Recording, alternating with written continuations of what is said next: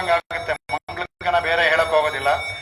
ಈ 29 ಪಾಶರದಲ್ಲಿ ಏನ್ ಹೇಳಿದೆ ಅದನ್ನ ನಮ್ಗೆ ಏನೇನ್ ಮಾಡಬೇಕು ಅಂತ ಹೇಳಿದಾಳೆ ಅಂತ ಇನ್ನೊಂದ್ಸಲ ರೀಕ್ಯಾಪ್ ಅಂತಾರಲ್ಲ, ತಿಳ್ಕೊಂಡು 30ನೇ ಪಾಶರಿಗೆ ಹೋದ್ರೆ ಚೆನ್ನಾಗಿ ಅನುಭವಿಸೋದಲ್ಲಿ. ಇದರಲ್ಲಿ ಮುಖ್ಯವಾಗಿ ಮೊದಲನೇ ಪಾಶರದಲ್ಲಿ ವ್ರತಾಚರಣೆ ಎಲ್ಲರೂ ನಂದ ಹೋಗದಲ್ಲಿ ಮಾಡ್ಬೇಕು ಅಂತ, ಅದು ಕಾತ್ಯಾಯಿನಿ ವ್ರತ ಅಂತ ಹೇಳ್ಬೋದು, ಇಲ್ಲೊಂದು ಕೃಷ್ಣ ಹೇಳಿದಂತ ಮಾರ್ಗಶೀರ್ಷ ವ್ರತ ಅಂತಾನೆ ಹೇಳ್ಬೋದು. ಆ ಮಾರ್ಗಶೀರ್ಷ ವ್ರತ ಹೊಂದುತ್ತೆ ಅಂತ ವ್ರತಾಚರಣೆ. ಅದಕ್ಕೆ ಅಧಿಕಾರ ಯಾರು? ಯಾರು ಅಂದ್ರೆ ಭಗವಂತ ನಾರಾಯಣ. ಅದರಿಂದ ಅದನ್ನ ಹೇಳ್ತಾರೆ. ಎರಡನೇದಲ್ಲಿ ಒಂದು ವ್ರತ ಮಾಡುವಾಗ ನಿಯಮ ಇರ್ತ, ನೈಮನ ಕರ್ತವ್ಯ ಏನ್ ಮಾಡಬೇಕು, ತ್ಯಾಜ್ಯ ಏನು ಅದೆಲ್ಲ ಹೇಳಿದ್ಲು. ಮೂರನೇ ವ್ರತವನ್ನು ಮಾಡಿದ್ರೆ ಆನುಷಂಗಿಕವಾಗಿ ಭಗವಂತ ಅನೇಕ ಫಲ ಕೊಡ್ತಾನೆ ಅಂತ ಅದನ್ನು ತೋರಿಸ್ಕೊಟ್ಟು, ಫಲವಾಗಿ ಮಳೆ ಬರುತ್ತೆ ಅಲ್ಲ, ಅಲ್ಲಿ ನಂದವರದಲ್ಲಿ ಮಳೆ ಇರೋದಿಲ್ಲ. ಅದಕ್ಕೆ ಅದರ ಫಲವಾಗಿ 4ನೇ ಪಾಶದಲ್ಲಿ ಅಂತರ್ಯಾಮಿಯಾಗಿರುವ ಪರ್ಜನ್ಯ ದೇವತೆಯನ್ನು ಪ್ರಾರ್ಥನೆ ಮಾಡಿ ಯಾವ ತರ ಬರಬೇಕು ಮಳೆ ಅಂತ ಹೇಳಿ ಮುಮ್ಮಾರಿ ಬೈದ್ ಅಂತ ಹೇಳ್ತಾಳೆ. ಹಾಗಾಗಿ ಮಳೆನ ಅನುಗ್ರಹಿಸುವ ಪ್ರಾರ್ಥನೆ ಮಾಡ್ಕೊಳ್ತಾಳೆ. 5ನೇ ಇದರಲ್ಲಿ ಅವನವರ ನಾಮಸ್ಮರಣೆ ಮಾಡಿ ವ್ರತಕ್ಕೆ ಉಂಟಾಗುವ ಅಡಚಣೆಗೆ ಭಗವಂತನ ನಾಮಸ್ಮರಣೆ ತೀರುತ್ತೆ ಅಂತ ಹೇಳಿದ್ರು. ಈ 5 ಪಾಶದಲ್ಲೂ ಅಂತರ್ಯಾಮಿ ಆಮೇಲೆ 6ರಿಂದ 15 ಭಾಗವತಿಯರನ್ನೆಲ್ಲ ಎಬ್ಬಿಸೋದ್ರೆ ಅವನ ವ್ರತಕ್ಕೆ ಅದನ್ನ ನೋಡ್ಕೊಂಡಿದ್ದ. ಕಡೆಗೆ 16ನೇ ಪಾಶದಲ್ಲಿ ಭಗವಂತ ಇರುವಂತಹ ಅವನ ಅರಮನೆ, ಇವರಿಗೆ ಅದು ದೇವಸ್ಥಾನ. ಆ ದೇವಸ್ಥಾನದ ಬಾಗಿಲು ಬರ್ತಾರೆ. ಬಂದ್ಬಿಟ್ಟು ಅಲ್ಲಿರೋ ದ್ವಾರಪಾಲಕ, ಅವರು ದ್ವಾರಶೇಷಿಗಳು ಅಂತ. ಅವರು ಆ ದ್ವಾರಶೇಷಿಗಳು, ಅವ್ರು ಭಗವಂತ ಮುಖ್ಯ ಶೇಷಿ, ಇವರು ದ್ವಾರಶೇಷಿಗಳು. ಅವರ ಹತ್ರ ಒಳಗಡೆ ಬಿಡೋದಕ್ಕೆ ಅವರ ಹತ್ರ ಶರಣಾಗತಿ ಮಾಡ್ತಾರೆ. ಆಮೇಲೆ 17ರಲ್ಲಿ ನಂದನನ್ನ, ಯಶೋದೆಯನ್ನ, ಬಲರಾಮನ್ನ, ಕೃಷ್ಣನ್ನ ಸುಪ್ರಭಾತ ಹೇಳಿ ಎಬ್ಬಿಸ್ತಾರೆ. 18ನಲ್ಲಿ ಪುರುಷಕಾರವಾಗಿ ನಪ್ಪಿನ್ನೆಯನ್ನು ಎಬ್ಬಿಸ್ತಾರೆ ಎದ್ಬಿಟ್ಟು. 19, 20, 2ರಲ್ಲೂ ಶ್ರೀ ಮತ್ತು ಇಬ್ಬರು ಇರುವಂತ ನಪ್ಪಿನ್ನೇ ಕೃಷ್ಣ ಇಬ್ಬರನ್ನೂ ಅದರಲ್ಲಿ ಎಬ್ಬಿಸ್ತಾರೆ ಅದರಲ್ಲಿ. ಆಮೇಲೆ ಪುರ ಪ್ರಾರ್ಥನೆ ಮಾಡ್ಕೊಂಡದಲ್ಲಿ 20, 21, 22ರಲ್ಲಿ ಭಗವಂತನ ಗುಣಕ್ಕೆ ಸೋತಿ ನಾವು ಅಂತ ಅವನಲ್ಲಿ ಪ್ರಾರ್ಥನೆ ಮಾಡ್ತಾರೆ, ಎಲ್ಲ ಅಂಗಗಳು ಶರಣಾಗತಿ ಮಾಡೋದಕ್ಕೆ. ಆಮೇಲೆ 23ನಲ್ಲಿ 23ನೇ ಭಾಷೆಯಲ್ಲಿ ಭಗವಂತನ ಪ್ರಾರ್ಥನೆ ಮಾಡ್ತಾರೆ. ಏನೋ ಅಂದ್ರೆ, ನೀನು ಯಾವ ತರ ಬರಬೇಕು ಅಂದ್ರೆ ಒಂದು ಸಿಂಹ ಅಂತ ಭಗವಂತನಿಗೆ ನಾವು ಭಕ್ತರ ನಿರ್ದೇಶನ ಮಾಡಬಹುದು ತೋರಿಸ್ಕೊಡ್ತಾರೆ. ಭಗವಂತ ಕೇಳ್ತಾನೆ ಅಂತ ಒಂದು ಸಿಂಹದ ತರ ಬರಬೇಕು ಅಂತ ಪ್ರಾರ್ಥಿಸ್ತಾರೆ. ಅದರಲ್ಲಿ 24ರಲ್ಲಿ ಅವನ ಬಂದು ಕೂತ್ಕೊಂಡ್ಮೇಲೆ ಎಲ್ಲ ಅವತಾರಗಳಿಗೆಲ್ಲ ಮಂಗಳಾಶಾಸನ ಮಾಡ್ತಾರೆ. ಅದಾದ್ರೆ 25ರಲ್ಲಿ ತಮ್ಮ ಅನನ್ಯಗತಿತ್ವವನ್ನು ತೋರಿಸ್ಕೋತಾರೆ, ನಾವು ಹೇಗೆ ಅನನ್ಯಗತಿಗಳು ಅಂತ. 26ನಲ್ಲಿ ಆಕಿಂಚನ ತೋರಿಸಿ ನಾವು ವ್ರತಗಳಿಗೆ ಬೇಕಾದ ಸಲಕರಣೆಗಳು ಬೇಕು ಕೊಡಿ ಅಂತ ಬೇಡ್ತಾರೆ ಅದನ್ನ. 27ರಲ್ಲಿ ಶರಣಾಗತಿಗೆ ಬೇಕಾದಂತ ಪಂಚ ಸಂಸ್ಕಾರಗಳು ಅದನ್ನ ಮಾಡ್ತಾರೆ. ಮಾಡ್ಬಿಟ್ಟು ಕಡೆಗೆ ಇಲ್ಲಿ ಮುಕ್ತೈಶ್ವರ್ಯವನ್ನ ಅಲ್ಲಿ ನಾವು ಅನುಭವಿಸುವಂತ, ಹೇಗೆ ನಮ್ಮ ಆಳ್ವಾರು ಶೋ ವಿಷಂಬಲ್ಲಿ ಅಲ್ಲಿಂದ ಇಲ್ಲೇ ಅನುಭವಿಸಿದ್ರು, ಆ ಥರ ಅನುಭವಿಸ್ಬೇಕು ಅಂತ ಇಲ್ಲಿ ಬೇಡಿಕೆ ಇಡ್ತಾರೆ ಅವನಿಗೆ. ಅದಕ್ಕೆ ಕಡೆಗೆ 28ರಲ್ಲಿ ನೈಚ್ಛಾನುಸಂಧಾನವನ್ನು ಮಾಡ್ತಾರೆ. ಇದು ನಮಗಿರ್ಬೇಕು, ಕ್ಷಮಾಯಾಚನೆ ಇರಬೇಕು, ನೈಚ್ಛಾನುಸಂಧಾನ ಇರಬೇಕು, ಮತ್ತೆ ಈ ಶರಣಾಗತಿ ಎಲ್ಲರಿಗೂ ಅಧಿಕಾರ ಅಂತ ತೋರಿಸ್ಕೊಡ್ತಾರೆ ಅದನ್ನ. ಕಡೆಗೆ ಅದಕ್ಕೆ ಬೇಕಾದ ಅಂದ್ರೆ ಬೇರೆ ಎಲ್ಲ ಆಸೆಗಳು ಭಗವಂತನ ಮೇಲೆ ಇರಬೇಕು ಅಂತ ಹೇಳ್ತಾರೆ. 29ರಲ್ಲಿ ಅವನು ಶರಣಾಗತಿ ಮಾಡಿ ಭಗವಂತನ ಒಪ್ಕೊಳ್ತಾನೆ. ಇದು ಆಮೇಲೆ ನಿಮಗೆ ಇದನ್ನು ತೋರಿಸ್ಕೊಟ್ರೆ 3, 17, 24 ಒಂದೊಂದು ಪಾದದಲ್ಲಿ ಒಂದೊಂದು ಇದು ವೈಷ್ಣವ ಯಾಗ.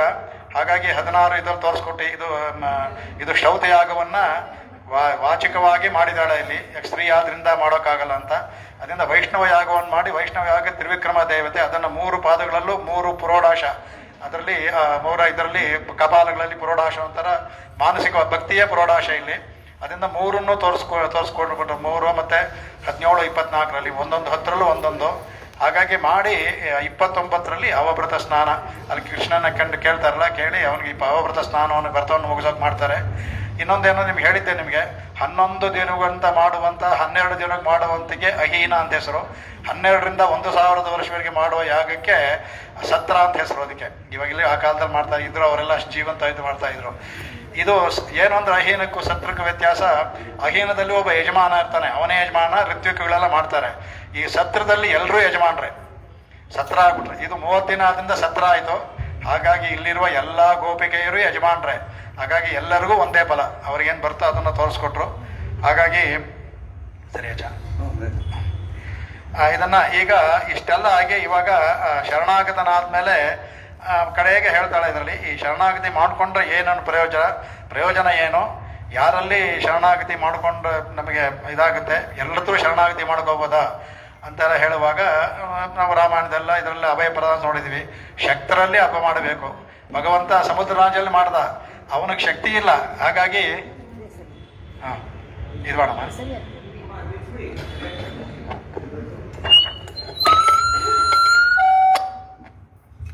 ಹಾಗಾಗಿ ಶಕ್ತರಲ್ಲೇ ಶರಣಾಗತಿ ಮಾಡಬೇಕು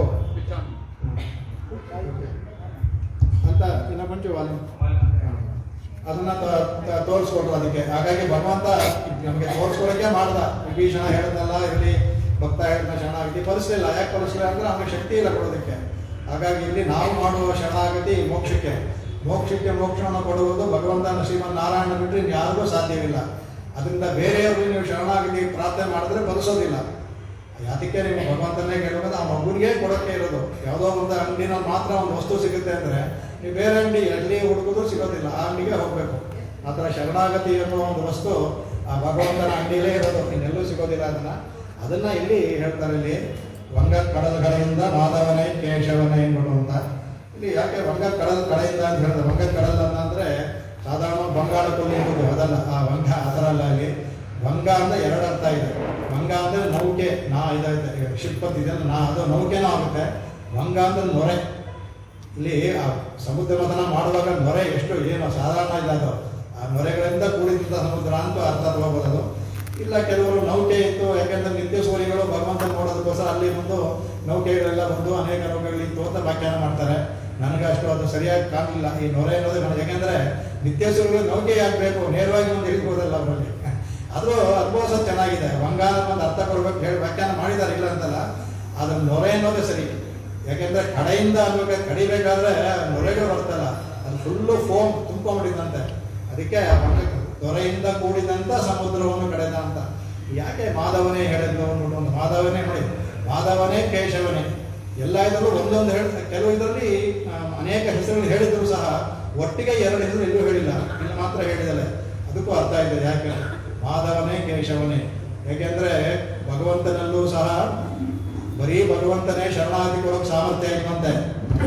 ಶ್ರೀಯಿಂದ ಕೂಡಿದ್ರೆ ಮಾತ್ರ ಕೊಡ್ಬೋದವನು, ಮಾಧವನಾಗಿದ್ದರೆ ಮಾತ್ರ ಅವನು ಕೊಡ್ಬೋದು. ಅದಕ್ಕೆ ಮಾಧವನ ಹೇಳೋದು ಅಲ್ಲಿ.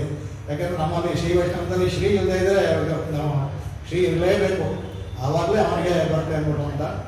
ವಂಗ ಕಡಲು ಹೇಳ್ತಾರೆ. ವಂಗ ಕಡಲಿಗೆ ಕಡದ ಅಂದರೆ ಅವನು ಕಡದಿದ್ದು ಅವರಿಗೆ ಕೊಡುವಂಥ ಅಮೃತ ಒಂದು ವ್ಯಾಜ ದೇವತೆಗಳಿಗೆ. ಅದು ಅಲ್ಪ ಸಾರ, ಅದಕ್ಕೆ ಅಲ್ಪ ಸಾರ ಅಂತಾರೆ. ಅದು ಅತ್ಯಂತ ಸಾರ ಎಂದು ತಾಯಿ. ಅಮೃತದಲ್ಲೂ ಅಮೃತ ಅವಳು, ಅದರಿಂದ ಬಂದಲ್ಲ ಅವಳು, ಅದನ್ನು ತಾನು ಇಟ್ಕೊಂಡ.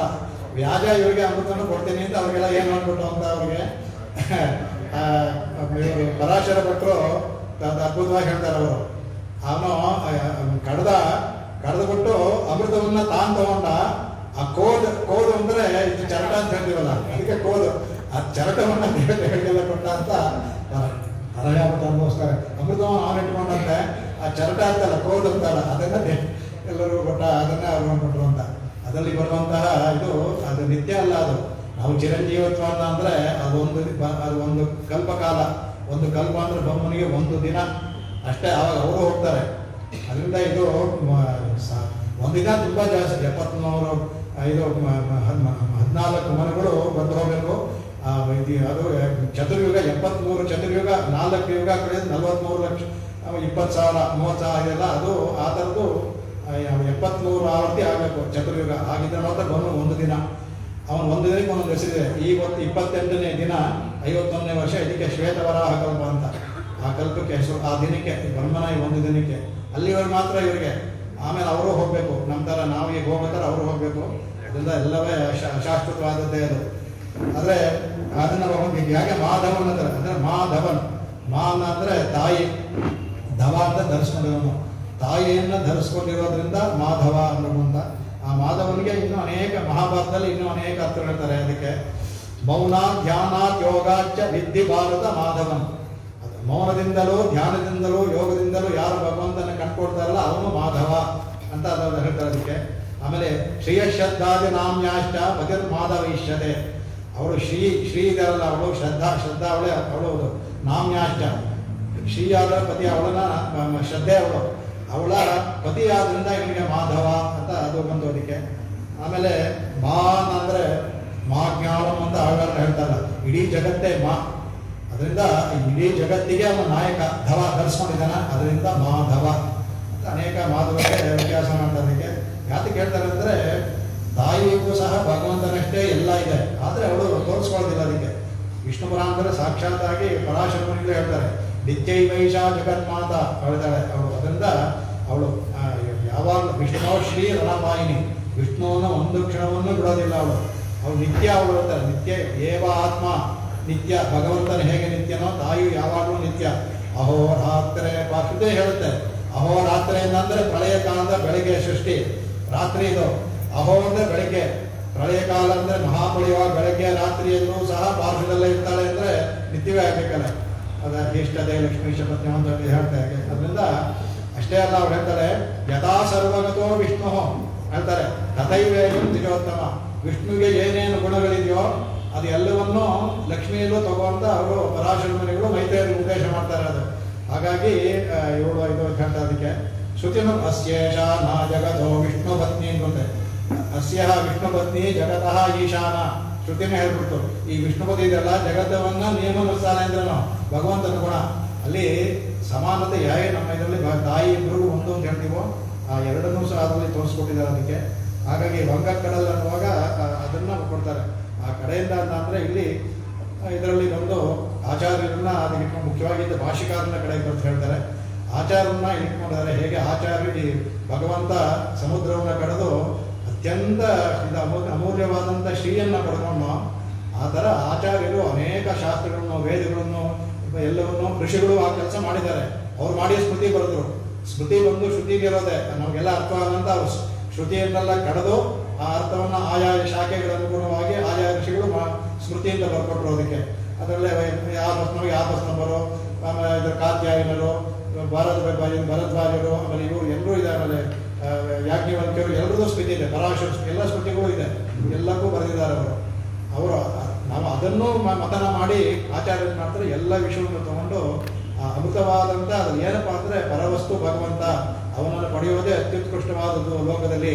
ಅದರಿಂದ ಬೇರೆ ಎಲ್ಲವೂ ನಮಗೆ ಗೌಣ, ಅದು ನಿಕೃಷ್ಟವಾದದ್ದು ಅಂತ ಅದನ್ನು ತೆಗೆದು ನಮಗೆ ಆ ಪರತತ್ವವನ್ನು ಅಮೃತವನ್ನು ನಮಗೆ ಆಚಾರ್ಯ ಕೊಡ್ತಾರಂತೆ. ಅದಕ್ಕೆ ಆಚಾರ ಪರವಾಗೂ ಅದನ್ನು ಹೇಳ್ತಾ ಇದ್ದಾರೆ. ಕಡೆಗೆ ಇವರು ಹೇಳ್ತಾರೆ, ಪೆರಿಯಾಯವರು ಹೇಳ್ತಾರೆ, ಮಾರ್ವನ್ ಎಂಬುದೋರ್ ಕೋಯಿಲ್ ಅಮೈತ್ ಹೇಳ್ತಾರೆ, ಮಾಧವನ್ ಎಂಬುದೋರ್ ದೈವತ್ತೈ ನಾಟಿ ಅಂತ ಹೇಳ್ತಾರೆ. ಅದರಲ್ಲಿ ಹೇಳ್ತಾರೆ ಅದಕ್ಕೆ. ಆಮೇಲೆ ಕೇಶವನ್ನ ಯಾಕೆ ಹೇಳಿದ್ರು ಅಂದರೆ, ಕೇಶವ ಮಾಸಾಧಿಪತಿ, ಈ ಮಾರ್ಗಶಿರ ಮಾಸಕ್ಕೆ ಅಧಿಪತಿ. ಮೊದಲು ಹೇಳಿದ್ವಿ ಕಡೆಯಲ್ಲಿ ಇದು, ಅದನ್ನು ಮೊದಲು ಕಡೆಯಲ್ಲೂ ಈಗ ನಿಗಮ ಕಡೆ ದಿನ ಆದ್ದರಿಂದ ಕೇಶವನ್ನ ಅಧಿಪತಿಯಾದಂಥ ಅವನ್ನ ಮಾಡ್ತಾರೆ. ಅದಕ್ಕೆ ಇನ್ನೂ ಒಂದು ಅರ್ಥವನ್ನು ಹೇಳ್ತಾರೆ. ಕೇಶವಿಗೆ ಅನೇಕ ಅರ್ಥ ಇದೆ. ಈ ಕೇಶವ ಅನ್ನೋದು ಪರವೂ ಆಗುತ್ತೆ, ಸೌಲಭ್ಯ ಪರನಾಮವೂ ಆಗುತ್ತೆ, ಸೌಲಭ್ಯ ನಾಮವೂ ಆಗುತ್ತೆ. ಭಗವಂತನಿಗೆ ಸೌಲಭ್ಯ ನಾಮ ಇಷ್ಟ ಅಂತ ಹೇಳಿದ್ವಲ್ಲ, ಈ ಮಾಧವ, ಕೇಶವ, ಗೋವಿಂದ ಎಲ್ಲವೂ ಪರಕ್ಕೂ ಆಗುತ್ತೆ, ಸೌಲಭ್ಯಕ್ಕೂ ಆಗುತ್ತೆ. ಯಾಕೆಂದ್ರೆ ತಾಯಿ ಯಾವಾಗಲೂ ಇಲ್ಲದೇ ಹಗಲಿಲ್ಲೇ ನಿರೆಯಮೆಂದ್ರೆ ಇರೋದ್ರಿಂದ ಮಾಧವ ಇಲ್ಲೂ ಆಗಿರ್ತಾನೆ ಅವನು. ಆಮೇಲೆ ಹಾಗಾಗಿ ಅದು ಸೌಲಭ್ಯ ನಾಮವೂ ಆಗುತ್ತೆ. ಕೇಶವನು ಅದೇ ಥರ, ಅವನು ಕೇಶಿಯನ್ನು ಕೊಂದ ಅಂತಂದ್ರೆ ಕೇಶವ ಅಂತ. ಕೇಶವನ ಪರತ್ವನ ಹೆಸರು ಬೇರೆ ಇದೆ. ಕೇಶಿಯನ್ನು ಕೊಂದ್ರಿಂದ ಭಗವಂತನಿಗೆ ನನಗೆ ಸೌಲಭ್ಯ ನಾಮ ಇಷ್ಟ ಅಂತ ಹೇಳಿದನಲ್ಲ, ಅದರಿಂದ ಸೌಲಭ್ಯ ನಾಮವೂ ಆಗುತ್ತೆ. ಎರಡನೇದೇನು ಅಂತಂದರೆ, ಅಲ್ಲಿ ಅವಳು ಮೊದಲನೇದಲ್ಲಿ ಮೊದಲನೇದಲ್ಲಿ ಹೇಳ್ಬಿಟ್ಟು ಎರಡನೇದಲ್ಲಿ ಮುಖ್ಯವಾಗಿ ಪರಮ ಅಡಿ ಪಾಡಿ ಅಂತಂದ್ಲು. ಇಲ್ಲಿ ಕೇಶವ ಪಾದಾದಿ ಕೇಶವದಾಯಿ ಪಾಡಿತ್ತಂದ ನಮ್ಮ ತಿರುಮಲದಲ್ಲಿ ಪಾದದಿಂದ ಕೇಶವಕ್ಕೆ ಬರಬೇಕು. ಆ ಕೇಶ ಅಂದರೆ ಕೇಶವ, ಅತ್ಯಂತ ಸುಂದರವಾದ ಕೂದಲು ಅಂತ ಕೇಶವ ಅಂತ ಆಗುತ್ತೆ. ತಾಯಿಗೆ ಅದಕ್ಕೆ ಅಂತ ಹೋಗಿ ಎದುರಲ್ಲಿ ಅವನ ಕೂದಲು ಎಷ್ಟು ಅವಳಿಗೆ ಹಿಡಿಸ್ತಾ ಇದ್ದ. ಅದಕ್ಕೆ ಎಲ್ಲ ಯಾಕೆ ಅಲ್ಲೇ ಹೋದ್ಲು ಅಂದರೆ, ಬೇರೆ ಎಲ್ಲರೂ ಇರ್ಬೋದಿತ್ತಲ್ಲ ಅವಳು, ಅವನು ಇದರಲ್ಲಿರ್ಬೋದು, ಹಣೆಯಲ್ಲಿ ಇರ್ಬೋದಿಲ್ಲ, ಕಣ್ಣಲ್ಲಿರ್ಬೋದು. ಅದು ಯಾಕೆಂದರೆ ಆ ಕೂದಲು ಉದ್ವಾ ಬರುತ್ತಲ್ಲ, ಅದ್ರ ಜೊತೆ ಆಟ ಆಡ್ತಾನಂತೆ ಅವಳು, ತುಂಬ ಇಷ್ಟ. ಅದಕ್ಕೆ ಹೋಗಿ ಅವನ ಮಾರುವಲ್ಲಿ ಅಂದರೆ ಎದೆಯಲ್ಲಿ ಹೋಗಿ ಕೂತ್ಕೊಂಡು ಅಂತ ಹೇಳ್ತಾರೆ ಅದಕ್ಕೆ. ಹಾಗಾಗಿ ಉತ್ತಮ ಕೇಶವುಳ್ಳವನಾದ್ರಿಂದ ಅವನು ಅದಕ್ಕೆ ಪರಾಶರ ಭಟ್ಟು ಕೇಶವನ್ನಕ್ಕೆ ಅವರು ಪರವಾಗಿ ಮಾಡಲಿಲ್ಲ, ಸೌಲಭ್ಯ ಮಾಡಿದ್ರು. ಅವರು ಪ್ರಶಸ್ತಿ ಸಿಗ್ಧ ನೀಲ ಕುಟಿಲ ಕುಂತಳ ಅಂತ ವ್ಯಾಖ್ಯಾನ ಮಾಡಿದ್ದಾರೆ ಅವರು. ಆದರೆ ಶಂಕರ ಏನು ಮಾಡಿದ್ರೆ ಪರತ್ವ ಮಾಡಿದ್ದಾರೆ. ಯದ್ವಾ ಕಶ್ಚ ಅಷ್ಟ ಈಶಶ್ಚ ವಿಭೂತಯ ಕೇಶಾಹ ತೇ ಯದ್ವಶೇ ವರ್ತಂತೆ ಕೇಶವ ನೋಡಿ ಶಂಕರಾಚಾರ್ಯ ಮಾಡಿರೋದು. ಬ್ರಹ್ಮ ಅಲ್ಲಿ ವಿಷ್ಣು ಇರೋದನ್ನ ಅವನು ಸೇರ್ತಾರೆ. ಈ 3 ಜನವೂ ಸಹ ಏನು ಹೇಳ್ತಾರೆ, ಇವರೆಲ್ಲವೂ ಸಹ ಈ ವಿಭೂತಿಗೆ ಹೆಸರು ಕೇಶ ಅಂತ. ಬ್ರಹ್ಮ ವಿಷ್ಣು ಮಹಾ ಇರ್ತಾರಲ್ಲ, ಇವರು ತೇಜದ್ ವಶ ಬರ್ತಂತೆ. ಭಗವಂತ ಇವರೆಲ್ಲರೂ ನಿನ್ನ ವಶದಲ್ಲಿ ಇರೋದ್ರಿಂದ ನಿನಗೆ ಕೇಶವ, ಶಂಕರಾಚಾರ್ಯ ಹೇಳುವುದು ಇದು. ಹಾಗಾಗಿ ಆ ಕೇಶವ ಅನ್ನೋದು ಬಂತು ಅಂತ ಹೇಳ್ತಾರೆ. ಈಶ್ವರನೇ ಹರಿವಂಶದ ಹೇಳ್ತಾನೆ, ಕ ಇತಿ ಕಾ ಅಂದ್ರೆ ವೇದದಲ್ಲಿ ಕಹ, ಕಹ ಅಂದ್ರೆ ಬ್ರಹ್ಮ. ಈ ಕಹ ಇತಿ ಬ್ರಹ್ಮಣೋ ನಾಮ ಈಶೋಹಂ ಸರ್ವದೇಹಿನ, ನಾನು ಈಶಾ ಅಂತ ಎಲ್ಲ ಈಗ ಹೇಳ್ತಾರೆ ಅದಕ್ಕೆ. ಆದರೆ ಆವಾಂತವಾಂಗೇ ಸಂಭೂತವು, ನಾವಿಬ್ಬರು ನಿನ್ನ ಅಂಗದಿಂದ ಉತ್ಪನ್ನ ಆದ್ರಿಂದ ಕೇಶವಂ ತಸ್ಮಾತ್ ಕೇಶವ ನಾಮವಾನ್ ಅಂತ ಹೇಳ್ತಾರೆ. ನಿನಗೆ ಆದ್ರಿಂದ ಕೇಶವನ್ ಬಂತು ಅಂದ್ಬಿಟ್ಟು ಅಂತ. ಹಾಗಾಗಿ ಪರಾಶರ ಇದ್ದರೆ ಪರದಕ್ಕೂ ಆಗುತ್ತೆ, ಇದಕ್ಕೂ ಆಗುತ್ತೆ ಇದಕ್ಕೆ. ಹಾಗಾಗಿ ನಾರಾಯಣಂದ ಶುರು ಮಾಡೋದು, ಕೇಶವಂದ ಮುಸ್ಲು. ಹಾಗಾಗಿ ನಮ್ಮ ತಿರುಪಾಣಾಗ ತೋರಿಸ್ಕೊಂಡ್ರೆ ಪಾದಾದಿ ಕೇಶವದಾಯಿ ಪಾಡಿತ್ತಂದ ಪಾಲ್ಕರಮಾಳೆ ಅಂತ ದೇಶಗಳು ಕೊಂಡಾಡ್ತಾ ಇಲ್ಲ. ತಲೆಯಿಂದ ಮೇಲ್ವರೆಗೂ ಹಾಡೋದು. ಸ್ವಾಮಿಗಳು ಭಗವದ್ಯಾದ ಸೋಗಿಸಿದ್ದಾರೆ. ದೇವನಾಯಕ ಅಕ್ಷರದಲ್ಲಿ ಮೇಲಿಂದ ಕೆಳಗಡೆ ಬರ್ತಾರೆ. ಬಟ್ ಇದನ್ನು ಅವಯವ ಸೌಂದರ್ಯ, ಆಮೇಲೆ ಸಮುದಾಯ ಶೋಭೆ ಎಲ್ಲರನ್ನೂ ಅನುಭವಿಸಿದ್ದಾರೆ. ನಮ್ಮ ದೇವಸ್ಥಾನಕ್ಕೆ ಹೋದರೆ ನಿಮ್ಗೆ ಇದರಲ್ಲೂ ಹೇಳಿದ್ದೇನೆ, ದೇವನಾಯಕ ವಂಶ ಸ್ತೋತ್ರದಲ್ಲಿ ಭಗವಂತನ ಅವಯವ ಶೋಭೆಯನ್ನು ಅನುಭವಿಸ್ಬೇಕು, ಸಮುದಾಯ ಶೋಭೆಯನ್ನು ಅನುಭವಿಸ್ಬೇಕು. ನಾವು ಬರೀ ಸಮುದಾಯ ಶೋಭೆ ನೋಡೋದು ಮಾಡ್ಬಿಡ್ತೀವಿ, ಅವಯವ ಶೋಭೆಯನ್ನು ಅನುಭವಿಸಿಲ್ಲ. ಇವರಿಗೆ ಹೇಳ್ತಾ ಇದ್ರು ಅದಕ್ಕೆ, ಆಯ್ತು ಸ್ವಲ್ಪ ತೆಗಿ ಪಾದ ನೋಡಬೇಕು ಅಂದ್ಬಿಟ್ಟು ಅಂತ. ಎಲ್ಲವನ್ನೂ ಪಾದವನ್ನು ನೋಡಬೇಕು, ಅಲ್ಲಿಂದ ಬರಬೇಕು. ಅಲ್ಲಿ ತುಳಸಿ ಗಿಳಸಿ ಹಾಕ್ಬಿಟ್ಟು ಕಾಣಲ್ಲ ನಮಗೆ ಸ್ವಲ್ಪ ಅದು. ಹಾಗಾಗಿ ಪಾದದಿಂದ ಇಲ್ಲಿವರೆಗೂ ಅವಯವ ಶೋಭೆಯನ್ನು ಅನುಭವಿಸ್ಬೇಕು, ಸಮುದಾಯ ಶೋಭೆ ಎಲ್ಲ ಅದನ್ನು ಅನುಭವಿಸ್ಬೇಕು. ಹಾಗಾಗಿ ಪಾದಾದಿ ಶಂಕರಾಚಾರ್ಯರು ಸ್ತೋತ್ರ ಅದ್ಭುತವಾಗಿ ಸ್ತೋತ್ರ ಮಾಡಿದ್ದಾರೆ. ನಾನು ನಿಮಗೆ ದೇವನಾಯಕ ವಂಶದಲ್ಲಿ ಹೇಳಿದ್ದೇನೆ, ಪಾದಾದಿಕೇಶ ಕೇಶವ ಸ್ತೋತ್ರ ಅಂತಲೇ ಮಾಡೋದಕ್ಕೆ. ಪಾದಾದಿಕೇಶ ಕೇಶವ ಸ್ತೋತ್ರ ಬಹಳ ಅದ್ಭುತವಾಗಿ ಮಾಡಿದ್ದಾರೆ. ಅದು ಆ ಸ್ತೋತ್ರ ಓದಿದ್ರೆ ಅವರು ನಮ್ಮ ಶ್ರೀ ವೈಷ್ಣವನ ವಿಶಿಷ್ಟಾದ್ವೈತ ಸಿದ್ಧಾಂತವನ್ನೇ ಹೇಳಿದಾರೋ ಅಂತ ಆಗುತ್ತೆ. ಎಲ್ಲ ಅದೇ ಥರ ತಾಯಿಗೆ ಮಹತ್ವ ಎಲ್ಲ ಅದ್ಭುತವಾಗಿ ನಿಮಗೆ ಇದರಲ್ಲಿ ಎಲ್ಲ ಇದನ್ನು ತೋರಿಸಿ ಹೇಳಿದ್ದೀನಿ ನಿಮಗೆ ಅದನ್ನು. ಹಾಗಾಗಿ ಇದನ್ನು ಕೇಶವನ್ನು ಹಾಕೋದು, ಎರಡನ್ನು ಹಾಕಿದ ಅಂದರೆ ಅವನು ಭಗವಂತ ಅತ್ಯಂತ ಇಲ್ಲಿ ಮೋಹಗೊಳ್ಳುವನು. ಅವನು ಅತ್ಯಂತ ಅವನ ಕೇಶವನ್ನು ಎಲ್ಲರನ್ನೂ ಮೋಹಗೊಳಿಸುತ್ತೆ, ನಮ್ಮನ್ನು ಮೋಹಗೊಳಿಸುತ್ತೆ. ಅಂತಹವನು ಆದವನು ಶ್ರೀಯೊಂದು ಇರೋವನನ್ನು ನಾವು ಶರಣಾಗತಿ ಮಾಡಬೇಕು. ಅದೇ ಮಾಡಿದಾಳೆ ಅವಳು, ನಮಗೆ ತೋರಿಸ್ಕೊಡ್ತಾ ಇದ್ದಾಳೆ. ಹಾಗೆ ಮಾಡ್ದ ಅಂದರೆ ನಮಗೆ ಇದೊಂದು ಅಂತ. ಆಮೇಲೆ ಹೇಳ್ತಾ ಇರ್ತಾರೆ ಕಡೆಗೆ ಮುಂದಕ್ಕೆ ಹೇಳ್ತಾರೆ, ತಿಂಗಳು ತಿರುಮಹೊತ್ತು ಶೇಯಾರ್ ಶನ್ಯರೇಂಜ್. ತಿಂಗಳು ತಿರುಮಹೊತ್ತು ಅಂತ ಹೇಳಿದ್ರೆ ಅಂದರೆ ಚಂದನಂತೆ ಮುಖಕಾಂತಿ ಉಳ್ಳವನು ಅಂತ. ಇದು ಸೌಲಭ್ಯ ಸೂಚಕ. ಅಲ್ಲಿ ಅವಳು ಚಂದ ಹಿಂದೆ ಇವನು ಹೇಳ್ತಾರಲ್ಲ, ಆದಿತ್ಯನು ತಿಂಗಳು ಆದಿತ್ಯಂ ಐದಾರು ಕೋಲನ್ನು. ಆಮೇಲೆ ಶಂಗಣ್ ಅಂಗಣ್ ಅಂತ ಹೇಳ್ತಾರಲ್ಲ, ಅದರಲ್ಲಿ ಶಂಗಣ್ ಅಂದರೆ ತೀಕ್ಷ್ಣವಾದ ಕಣ್ಣಲ್ಲ, ಅದು ಕಮಲದ ಹೂವಲ್ಲಿ ಇರುವಂಥ ಸುಂದರವಾದ ಅಂಕಣ್. ಅದು ಶಂಗಣ್ ಅಂದರೆ ಕಮಲದ ಹೂವನ ಕೆಂಪು ಬಣ್ಣ ಅಡಿರುವಂಥ ವಾತ್ಸಲ್ಯಪೂರಿತವಾದ ಅಂಕಣ್. ಅದು ಮುಖಕಾಂತಿ ಉಳ್ಳವಂತಕ್ಕೆ. ಉಪಕೋಸಲ ವಿದ್ಯೆ ಅಂತ ಬರುತ್ತೆ ಇದರಲ್ಲಿ ಚಾಂದೋಪನಿಷತ್ತಲ್ಲಿ. ಇದರಲ್ಲಿ ಬರ್ತಾನೆ. ಅದರಲ್ಲಿ ಅವನು ಉಪಕೋಸಲ ಅಂತಿರ್ತಾನೆ. ಅವನು ಸತ್ಯಕಾಮ ಜಾವಲಿಯ ಶಿಷ್ಯ. ಅವರು ಎಲ್ಲರಿಗೂ ಉಪದೇಶ ಮಾಡಿ ಕಳಿಸ್ತಾ ಇರ್ತಾರೆ. ಇವನಿಗೆ ಉಪದೇಶ ಮಾಡಲ್ಲ ಪಾಪ. ಇವನು ಇವತ್ತಾಗ್ತದೆ 1 ಬ್ಯಾಚ್ 2 ಬ್ಯಾಚ್ ಎಷ್ಟೋ ಬ್ಯಾಚ್ ಹೋಯ್ತು. ಬಹಳ ದುಃಖ ಪಡ್ತಾನೆ. ದುಃಖ ಪಟ್ಟಾಗ ಒಂದ್ಸಲ ಅವರು 12 ದಿನ ಹೋಗ್ತಾರೆ. ಆಗ ಊಟ ಕೂತ್ಕೊಂಡ ಪಾಪ ಅವರೆಲ್ಲ ಇರ್ತಾನೆ. ಆಚಾರ್ಯ ಪತ್ನಿ ಊಟ ಮಾಡೋದಿಲ್ಲ, ಯಾಕೋ ಬಹಳ ಮುಖ ಬಾಡಿದೆ, ಊಟ ಯಾಕೋ ಮಾಡ್ತಾ ಇಲ್ಲ ನೀವು ಅಂತ ಕೇಳ್ತಾರೆ. ಇಲ್ಲ, ಆಚಾರ್ಯರು ಎಲ್ಲರಿಗೂ ಉಪದೇಶ ಮಾಡಿದ್ರು. ನಾನು ಇಷ್ಟು ಅವ್ರ ಕೈಂಕರ ಅವ್ರ ಅಗ್ನಿನೇ ಇವನೇ ಕಾಪಾಡ್ತಾ ಇದ್ದಿದ್ದು, ನಿತ್ಯ ಅವ್ರ ಅಗ್ನಿನೇ ಕಾಪಾಡ್ತಾ ಇತ್ತು. ಇವ್ ನನಗೆ ಇನ್ನೂ ಕೃಪೆ ಮಾಡಿರಲ್ಲ ಆಚಾರ್ಯ ಅಂತ ಬಹಳ ದುಃಖ ಪಡ್ಕೊಂಡ. ಏನು ಬಿಡೋ, ದುಃಖ ಪಡ್ಕೋಬೇಡ, ನಾನು ಈ ಸಲ ಬರಲಿ, ಅವರು ನಾನು ಹೇಳ್ತೀನಿ ನಿನಗೆ ಉಪದೇಶ ಆಗುತ್ತೆ ಅಂತ. ಬರ್ತಾನೆ, ಅಗ್ನಿಶಾಲೆಗೆ ಬರ್ತಾನೆ. ಅಗ್ನಿಶಾಲೆ ಉಪಚಾರ ಮಾಡ್ತಾ ಇರ್ತಾನಲ್ಲ. ಆಗ 3 ಅಗ್ನಿಗಳು ಗಾರ್ಹಪತ್ಯ, ಆಹಮ್ಯ, ದಕ್ಷಿಣಾಗ್ನಿ 3 ಅಗ್ನಿನೂ ಇವನಿಗೆ ಮಾಡಿ ಯಾಕೆ ದುಃಖವಾಗಿದೆಯಾ ಅನ್ನುವಾಗ, ನಾನು ನಿನಗೆ 3 ಉಪದೇಶ ಮಾಡುತ್ತೇನೆ. ಬ್ರಹ್ಮವನ್ನು ಉಪದೇಶ ಮಾಡುತ್ತೆ, ಬ್ರಹ್ಮ ಪರತ್ವವನ್ನು ಉಪದೇಶ ಮಾಡಿಬಿಟ್ಟು, ನೀನು ಇದನ್ನು ಪೂರ್ಣ ಆಗಬೇಕಾದ್ರೆ ಆಚಾರ್ಯ ಕೃಪಾಕಟಾಕ್ಷ ಬೇಕು. ನಾವು ಹೇಳಿದ್ದನ್ನು ನೀನು ಆಚಾರ್ಯ ಹತ್ರ ಹೇಳಿ ಪುನಃ ಅವರ ಹತ್ರ ಉಪದೇಶ ಪಡ್ಕೋ, ನಿಮಗೆ ಸಂಪೂರ್ಣವಾಗುತ್ತೆ ಅಂತ ಮಾಡುತ್ತೆ. ಅಲ್ಲಿಂದ ಬರ್ತಾರೆ. ಅವರು ಬಂದಾಗ ಇವನು ನೋಡ್ತಾರೆ. ನೋಡುವಾಗ ಅವ್ರು ಹೇಳ್ತಾರೆ, ಇದೇ ಬರುತ್ತೆ, ಬ್ರಹ್ಮೈವ ಸೌಮ್ಯತೆ ಮುಖಂ ಭಾತಿ ಅಂತ. ಏನೋ ಬ್ರಹ್ಮಜ್ಞಾನಿ ಥರ ಮುಖ ಹೊಡಿತಾ ಇದೆಯಲ್ಲ, ಯಾರು ಉಪದೇಶ ಮಾಡೋದು ನಿಮಗೆ ಅಂತ ನೇರವಾಗಿ ಬರ್ತಾ ಇರುವಾಗ ಕೇಳ್ತಾರೆ. ಆಗ ನಮಸ್ಕಾರ ಮಾಡಿ ಅವರಿಗೆಲ್ಲ ಆದಮೇಲೆ ಗುರುಗಳೇ ಈ ಥರ ಇತ್ತು, ಬೇಜಾರು ಮಾಡ್ಕೊಂಡಿದ್ದೆ, ಅಗ್ನಿಗಳಿಂದ ಉಪದೇಶ ಮಾಡೋದು. ಆದರೆ ಅವ್ರ ಅಗ್ನಿಗಳನ್ನು ಆದೇಶ ಮಾಡಿದ್ದಾರೆ, ನಿಮ್ಮ ಅಗ್ನಿ ನಿಮ್ಮ ಮೂಲಕ ಉಪದೇಶ ಕೊಡ್ಕೋಬೇಕು ಅಂತ ಅವನಿಗೆ ಉಪಕೋಸಲ ವಿದ್ಯೆನ ಮಾಡ್ತಾರೆ, ಅದ್ಭುತವಾದ ವಿದ್ಯೆದು. ಆವಾಗ ಹೇಳ್ತಾರೆ ಬ್ರಹ್ಮ ಇವ ಸೌಮ್ಯತೆ. ಇವರೆಲ್ಲರ ಮುಖ ಯಾವ ಥರ ಇತ್ತಂತೆ ಅವ್ರದ್ದು, ಬ್ರಹ್ಮವರ್ಚಸ್ಸು. ಇವರೆಲ್ಲ ಯಾಗ ಮಾಡಿಬಿಟ್ಟಿದಾರಲ್ಲ, ಗಾಯತ್ರಿ ಜಪ ಮಾಡಿದ್ರೆ, ಅಗ್ನಿಹೋತ್ರ ಮಾಡಿದ್ರೆ, ಯಜ್ಞಗಳು ಮನದಲ್ಲಿ ಇಟ್ಕೊಂಡು ಅಂದರೆ ಇದು ತಾನಾಗಿ ಬರೋದು. ವೇದವನ್ನು ಅಭ್ಯಾಸ ಮಾಡಿ ನೀವು ನೋಡಿದ ತಕ್ಷಣ ಹೇಳ್ಬೋದು, ಅವ್ರ ಮುಖದಲ್ಲಿ ಗೊತ್ತಾಗ್ಬಿಡುತ್ತೆ ಇವ್ರು ಅಧ್ಯಯನ ಮಾಡಿದಾನೆ ಅಂದ್ಬಿಟ್ಟು ಅಂತ. ಅದು ಬಂದ್ಬಿಡುತ್ತೆ, ಕಳೆ ಬರುತ್ತೆ. ಇವತ್ತಿಗೂ ಇದು ಹಳೇದು ಬೇಡ ಅದರಲ್ಲಿ. ಅದರಿಂದ ಈ ಇದನ್ನು ಅವರಿಗೆ ಎಲ್ಲರಿಗೂ ಸಹ ಯಾಗವನ್ನು ಮಾಡೋದ್ರಿಂದ ಅಲ್ಲಿರೋ 5 ಲಕ್ಷ ಗೋಬೇರಿ ಎಲ್ಲವೋ ಆ ತಿಂಗಳ ಮತ್ತು ಚಂದ್ರನ ಗೋಕಾಂತಿ ಬಂದ್ಬಿಟ್ಟಿದೆ ಅಂತೆ. ಅದಕ್ಕೆ ಕಡೆಗೆ ಅದು ಏನೋ ಇವರು ತಿರುಮುಹತ್ ತಿರು ಒಂದು ಪದ ಅಂತ ಹಾಕಿದ ನಂತರ ಮಾಡೋದ್ರಿಂದ ಇನ್ನೂ ಸಹ, ಯಾಕಂದರೆ ತಾಯಿ ಹುಟ್ಟಿದ್ದೇ ಚಂದ್ರನ ಜೊತೆಗೆ, ಇದರಲ್ಲಿ ತಾಯಿ ಮಾತ್ರ ಬರಲ್ಲ, ಚಂದ್ರನೂ ಬಂದ. ಹಾಗಾಗಿ ಚಂದ್ರನ ಪ್ರಭೆ ತಾಯಿ ಯಾವತ್ತೂ ಇರುತ್ತಂತೆ ಅವಳು. ಅದರಿಂದ ತಾಯಿ ಇರೋದ್ರಿಂದ ಇವರ ಭಗವಂತನ ಪ್ರಭೆ, ತಾಯಿಯ ಪ್ರಭೆ ಎಲ್ಲವನ್ನೂ ಸೇರಿಕೊಂಡು ಇವ್ರ ಮುಖ ಇನ್ನೂ ಚೆನ್ನಾಗಿತ್ತು ಅಂದ್ಬಿಟ್ಟು ಅಂತ ಹೇಳ್ತಾರೆ. ಅದಕ್ಕೆ ಇದನ್ನು ಹೇಳ್ತಾರಲ್ಲ ತೆರೆ ತಿರುಮಲ್ಲಿ ಹೇಳ್ತಾರೆ. ಅದಕ್ಕೆ ಮುಖ ಕಮಲ ಜ್ಯೋತಿ ತನ್ನಾಲ್ ದೇಹದ ತಿಂಗಳ ಮುಖಂ ಪನಿ ಪಡೆಯಕ್ಕೆ ಅಂತ ಅವ್ರು ಹೇಳ್ಕೊಳ್ತಾರೆ. ಅವ್ರ ಮುಖ ತಿಂಗಳಂದ್ರೆ ಇದೇ ಥರ ಇತ್ತು ಅಂದ್ಬಿಟ್ಟು ಅಂತ, ಆ ಮುಖ ಕಮಲ ಜ್ಯೋತಿ ಆ ಥರ ಇತ್ತು ಅಂತ ಇದನ್ನೇ ಹೇಳ್ತಾರೆ ಅವರಿಗೆ. ತಿರುಮಂಗಾಳ್ವಾರ ಅದಕ್ಕೆ ತೆರೆ ತಿರುಮಲ್ಲಿ ಅದರಲ್ಲಿ ಶೇರ್ ಏಳೀರ್ ಅಂತಾರೆ. ಆದರೆ ಶೇರ್ ಏಳೀರ್ ಅಂತಂದ್ರೆ ಏಳೀರ್ ಅಂದರೆ ಆಭರಣ, ಅಲ್ಲಿ ನೇರ್ ಏಳೀರ್ ಅಂತಂದ್ರು ಮೊದಲನೇ ಭಾಷೆಯಲ್ಲಿ, ಇಲ್ಲಿ ಶೇರ್ ಏಳೀರ್ ಅಂತ ಹೇಳ್ತಾರೆ. ಏನು ವ್ಯತ್ಯಾಸ ಎರಡಕ್ಕೆ ಅಂದರೆ ನೇರ್ ಏಳಿ ಬರೀ ಆಭರಣ, ಮೈಗೆಲ್ಲ ಧರಿಸ್ಕೊಂಡಲ್ಲ, ಆಗ ಶುರು ಮಾಡಿ ಆಭರಣದ್ದು. ಇಲ್ಲಿ ಶೇರ್ ಏಳಿ ಅಂತಂದರೆ ಭಗವಂತನ ಕಡ ಅನುಗ್ರಹ ಎಲ್ಲ ಬಂದ್ಬಿಟ್ಟಿದೆಯಲ್ಲ. ಇಲ್ಲಿ ಭಕ್ತಿ, ಇಲ್ಲಿ ಯಾವುದು ಆಭರಣ ಅಂದರೆ ಭಕ್ತಿ ಜ್ಞಾನವೇ ಆಭರಣ.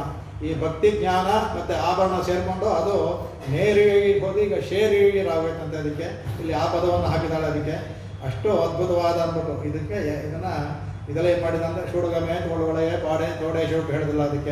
ಅದಕ್ಕೆ ಇನ್ನೊಂದು ಶೇರ್ ಅಂತಂದರೆ ಶೇರ್ ಅಂತಂದರೆ ತುಂಬ ರುಜುವಾದ ಅಂದರೆ ತಾಮಸವಿಲ್ಲದ ಇದು ಅಂತ ರುಜುವಾದ ಅಂತ ಅಂದರೆ ಇದು ಭಕ್ತಿ. ಕೃಷ್ಣ ಭಕ್ತಿ ಅನ್ನೋದೇ ರುಜುವಾದ ಅಂದರೆ ಅದರಲ್ಲಿ ತಾಮಸ ರಾಜಸ ಇಲ್ಲದಂತ ಇದು. ಹಾಗಾಗಿ ಅದು ಬಂತು ಅಂದ್ಬಿಟ್ಟು ಇದೇ ಅಲಂಕಾರ ಏನಂದರೆ ಇಲ್ಲಿ ಸ್ವಾಮಿ ದೇಶದಲ್ಲಿ ಅಲ್ಲಿ ನಮಗೆ ಹಾಕ್ತಾರೆ. ಹೇಳಿದ್ರು ನಿಮಗೆ ಶತಂ ಮಾಲಹಸ್ತ, ಶತಂ ವಾಸಹಸ್ತ, ವಾಸೋಹಸ್ತ, ಶತಂ ಬಣಹಸ್ತ, ಶತಂ ಗಂಧಹಸ್ತ ಅಂತ. ಇದು ಅಲ್ಲಿ ಆಗುವ ಆಭರಣ ನಮಗೆ ಮೇಲ್ಗಡೆ ಹೋಗೋದು ಇದೆ. ಈ ಶೇರ್ ಏಳಿ ಇಲ್ಲಿ ಆಯ್ತಲ್ಲ, ಇಲ್ಲಿ ಅಲ್ಲಿ ಆಗೋ ಆಭರಣ ಮುಕ್ತಾತ್ಮನಿಗೆ ಬ್ರಹ್ಮನಂತೆ ಕರ್ಕೊಂಡು ಹೋಗೋದಕ್ಕೆ ಬ್ರಹ್ಮಗಂಧ, ಬ್ರಹ್ಮದೇವೇಶು, ಬ್ರಹ್ಮ ಎಲ್ಲ ಬರ್ತಲ್ಲ, ಆ ಆಭರಣ ಅದು ಅಪ್ಸರಸ್ಟೇಜ್ ಮಾಡೋದು ಬ್ರಹ್ಮಾಲಂಕಾರ ಅದು. ಅದಕ್ಕೆ ಷಂಡ್ರು ಇರಂಗಿ ಅಂತ ಹೇಳ್ತಾರೆ. ಅದಕ್ಕೆ ಷಂಡ್ರು ಅಂತ ಅಂದರೆ ಭಗವಂತನಿಗೋಸ್ಕರ ಇವರು ಕಾಯ್ಲಿಲ್ಲ. ಮೊದಲೇ ಇದಲ್ಲೇ ಭಗವಂತ ಏನು ಹೇಳಿದ, ಕೃಷ್ಣ ನೀವು ಯಮನಾ ತೀರಿಕೊಂಡ್ಬಿಡಿ ನಾನೇ ಬರ್ತೀನಿ ಅಂತ ಹೇಳಿದ್ದ ಅವನು. ಹಾಗಾಗಿ ಅವ್ರು ಕರೆಸಿದ್ದ. ಆದರೆ ಅವ್ರು ಬರಲಿಲ್ಲ, ಇವ್ರು ಕಾಯ್ಲಿಲ್ಲ. ಬರಲಿ ಅಂತ ಕಾಯ್ಲಿಲ್ಲ ಇವರು ಆಟಾಡಿ. ಅದಕ್ಕೆ ಹೇಳ್ತಾರೆ ಇವರೇ ಹೋದ್ರಲ್ಲ ಷಂಡ್ರಿ ಹೋಗ್ಬೇಕು ಅಂತ. ಅದರ ಅವನನ್ನು ಭಗವಂತನ ಪಡಿಬೇಕು ಅಂತ ಭಗವಂತನ ನಾವು ಕಾಯಬಾರ್ದು. ಭಗವಂತ ಯಾವಾಗಲೂ ಇರ್ತಾನೆ, ನಾವು ಅವನ ಬಳಿಗೆ ಹೋಗಬೇಕು. ಮಾನಸಿಕವೇ ಆಗಲಿ, ದೇವಸ್ಥಾನಕ್ಕೆ ಮಾನಸಿಕವೇ ಆಗಲಿ, ನಾವು ಅವನ ಜೊತೆ ಹೋಗಬೇಕು ಅನ್ನೋದಕ್ಕೆ ಹಿಂದೆ ಹೇಳೋದಕ್ಕೆ ಇರೈಜಿ ಅಂದರೆ ತೂ ಮರತ್ತು ಇತ್ತವಿದೆ ನಾವು ವಾಯಿನಾಲ್ ಪಾಡಿ ಮರತ್ತಿನಾಲ್ ಸಿಂಧಿಕ ಅಡಿ ಪೋಟ್ರಿ ಅದೆಲ್ಲವೂ ಹೇಳ್ತಾರಲ್ಲ. ಅದಕ್ಕೆ ಪಂಗಯ್ಯ ಕಣ್ಣಾನೆ ಪಾಡಿ ಅಲ್ಲಿ ಇರೈಜಿ ಅಂದರೆ ಅದು ಆ ಥರ ಭಗವಂತನ ನಾಮಸ್ಮರಣೆ ಮಾಡಿ ಅವನು ಎಲ್ಲವನ್ನೂ ಹೇಳ್ಬಿಡೋದಕ್ಕೆ ಶನಿರಂಜಿ ಅನ್ನೋದು ಹೇಳ್ತಾರಲ್ಲ. ಅದನ್ನು ಅಂಗ ಪರಹೊಂಡ ಆತೈ ಅಂತ ಹೇಳ್ತಾರೆ. ಅದಕ್ಕೆ ಅಲ್ಲಿ ಇಲ್ಲಿ ಹೇಳೋದು ಹಂಗೆ ಇಲ್ಲಿಗ ಇವಳು ಬಂದ್ಬಿಟ್ಲು ಇಲ್ಲಿ ಇವಾಗಲೂ ಇವಳು ಇದರಲ್ಲಿಲ್ಲ, ಆಯುರ್ಪಾಡಿಲಿಲ್ಲ ಇವಾಗ. ಈಗ ಅವಳು ಶ್ರೀವೇಲಿ ಪುತ್ತೂರು ಅಲ್ಲೇ ಮಾಡಿದ್ರು ಈಗ ಬಂದ್ಬಿಟ್ಟಿದ್ದಾಳೆ ಈಗ. ಅದಕ್ಕೆ ಅಂಗ ಅಂತ ಆ ದಿನ ಅವರು ಆ ದಿನ 5 ಲಕ್ಷ ಗೋಬಸ್ತಿಯರು ನೀನು ಇರಬೇಕಾದ್ರೆ ಯಾಗ ಮಾಡಿದ್ರಲ್ಲ, ವ್ರತ ಮಾಡಿದ್ರಲ್ಲ, ಹಂಗೆ ಅಲ್ಲಿ ಆ ಥರ ಅವರು ಪರೆಗೊಂಡವ. ಅವರು ಈ ಕೈಂಕರ್ಯವನ್ನು ಪರೆ ಅಂದರೆ ಅವರು ಆ ಸ್ಥಳದಲ್ಲಿ ಅವನ ಡೋಲನ್ನ ಬರ್ಕೊಂಡು ಯಾಕಂದರೆ ಕುಣಿಯೋದು ಅವರಿಗೆ ಭಗವಂತ ಜೊತೆ ಆಡೋದು ಸಂತೋಷ. ಅದನ್ನು ಅವರು ಅದಕ್ಕೆ ಮತ್ತೆ ಪರೆಯ ಪದವನ್ನು ಹಾಕಿದ್ಲು. ಇಲ್ಲಿ ಪರೆ ಅಂದರೆ ಕೈಂಕರ್ಯವೇ ಇಲ್ಲಿ. ಅದನ್ನು ಆ ವಾರ್ತೆ ಇದೆಯಲ್ಲ, ಅದಕ್ಕೆ ಆ ಅವತಾರ ಕಾಲದಲ್ಲಿ ಅವರು ಪಡೆದ ನಿನ್ನ ಕೈಂಕರ್ಯವನ್ನು ಪಡೆದ ಪ್ರಕಾರ ಅಂತ ವಾರ್ತೆ ಅಂದರೆ ಪ್ರಕಾರವನ್ನು. ಅದಕ್ಕೆ ಹೇಳ್ತಾರೆ. ಅದಕ್ಕೆ ಅಡಿಪದುವೈ ಪೈಕಮಲ ತಂಡರಿಯಲ್ ಭಟ್ಟಬಿರ ಅಂತ. ಈ ಅಣಿಪುದುವೈ ಅಂದರೆ ಬಹಳ ವಿಶೇಷವಾಗಿ ಹೇಳ್ತಾರೆ. ಅದಕ್ಕೆ ಅಣಿಪುದುವೆ ಅಂದರೆ ತುಂಬ ಸುಂದರವಾದಂಥ ಇದು ನಗರ. ಅದು ಯಾವುದೋ ಶ್ರೀವಿಲ್ಲು ಪುತ್ತೂರು, ಪುದುವೆ ಅಂದರೆ ಇಲ್ಲಿ ಪುತ್ತೂರು. ಅದು ವಿಶೇಷವಾದದ್ದು, ಅದು ಅತ್ಯಂತ ಸುಂದರವಾದದ್ದು. ಯಾತಕ್ಕೆ ಸುಂದರ? ಅಲ್ಲಿ ಮಳೆ ಬೆಳೆ ಚೆನ್ನಾಗಿದೆ, ಅದರಿಂದ ಸುಂದರ. ಅದಕ್ಕಿಂತ ಹೆಚ್ಚಾಗಿ ಅದು ಒಂದೇ ಇದರಲ್ಲಿ ಈ ಪ್ರಪಂಚದಲ್ಲಿ ಒಂದೇ ಜಾಗ 2 ಆಳ್ವಾರಗಳನ್ನು ಕೊಟ್ಟಿದ್ದು. ತಂದೆ ಮಗಳನ್ನು ಕೊಟ್ಟಿದ್ದ ಜಾಗ ಶ್ರೀವಿಲ್ಲು ಪುತ್ತೂರು ಒಂದೇ. ಎಲ್ಲ ಆಳ್ವಾರು ಬೇರೆ ಬೇರೆ ಊರು. ಅದರಿಂದ 2 ಆಳ್ವಾರನ್ನು ಕೊಟ್ಟಿದ್ದರಿಂದ ಅತ್ಯಂತ ಸುಂದರವಾದ ಕ್ಷೇತ್ರ ಅದು ಅಂತ ಹೇಳ್ಬೋದು. ಅದಕ್ಕಿಂತ ಹೆಚ್ಚಾಗಿ ಆ ಊರಿನಲ್ಲಿ ವಟಭದ್ರಶಾಹಿಗೂ ಆಮೇಲೆ ಭಟ್ಟರ್ಬಿರಾನಾದಂಥ ಪೆರಿಯಾಳ್ವಾರಿಗೂ ಆಂಡಾಳಿಗೂ ಸಮಾನ ಮರ್ಯಾದೆ ಇವತ್ತಿನವರೆಗೂ ಅದೇ ನಡೀತಾ ಇದಕ್ಕೆ.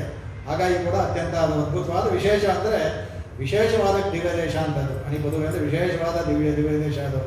ಅದಕ್ಕಿಂತ ಹೆಚ್ಚಾಗಿ ನಮಗೆ ಇವತ್ತು ಹಾಡುವಂಥ ಈ ತಿರುಪಾವೆ ಇದೆಯಲ್ಲ, ತಿರುಪಾವೆ, ತಿರುಮಲೆ, ತಿರುಪಳ್ಳಿ, ಅವಳ ಇದು ತೊಗೊಬೋದು, ನಾಟ್ಯಾತ್ಮವನ್ನು ತೊಗೋಬೋದು. ತಿರುಪಾವೆ ಮುಖ್ಯವಾಗಿ. ಆಮೇಲೆ ಭಾಗವತ ಸಾರವಾದಂಥ ಅವರ ಪೆರಿಯಾಳ ತಿರುಮಡಿ ಅದನ್ನು ಕೊಟ್ಟಂಥ ಜಾಗ ಅದು, ಅದ್ಭುತವಾದ. ಅದರಿಂದಲೂ ಸಹ ಅದು ಅದಕ್ಕೆ ಅದ್ಭುತವಾಗಿ ಸ್ವಾಮಿ ಅವರು ಹೇಳುವ ರೀತಿಯೇ ಬೇರೆ. ಗೋದಾಸೂನು ಬರ್ತಲ್ಲ, ದಿಗ್ದಕ್ಷಿಣಾಪಿ ಪರಿಭಕ್ತಿನ ಪುಣ್ಯ ಲಭ್ಯಾತೆ ಸರ್ವೋತ್ತರ ಭವತಿ ದೇವಿ ತವಾವತಾರಾತೆ ಯತ್ರೈವ ರಂಗಪದಿನ ಬಹುಮಾನ ಪೂರ್ವಂ ನಿದ್ರಾಳು ನಾವಿನೇತಂ ನಿಹತಾ ಕಟಾಕ್ಷಾಹ. ಅದ್ಭುತವಾಗಿ ಹೇಳ್ತಾರೆ. ಈ ಥರ ಒಂದು ಇದು ಅವರು ಬಿಟ್ಟು ಯಾರಿಗೂ ಹೊಳೆಯೋದಿಲ್ಲ ಹೇಳೋದಕ್ಕೆ. ಸಾಧಾರಣವಾಗಿ ದಕ್ಷಿಣ ಅನ್ನೋದು, ದಕ್ಷಿಣ ದಿಕ್ಕು ಅನ್ನೋದು ಯಮನಿರೋ ದಿಕ್ಕು. ದಕ್ಷಿಣ ದಿಕ್ಕು ಯಮ, ಉತ್ತರದಲ್ಲಿ ದೇವತೆಗಳಿರೋದು. ಅದರಿಂದ ಇದು ದಿಕ್ಕು ದಕ್ಷಿಣ ಇದು.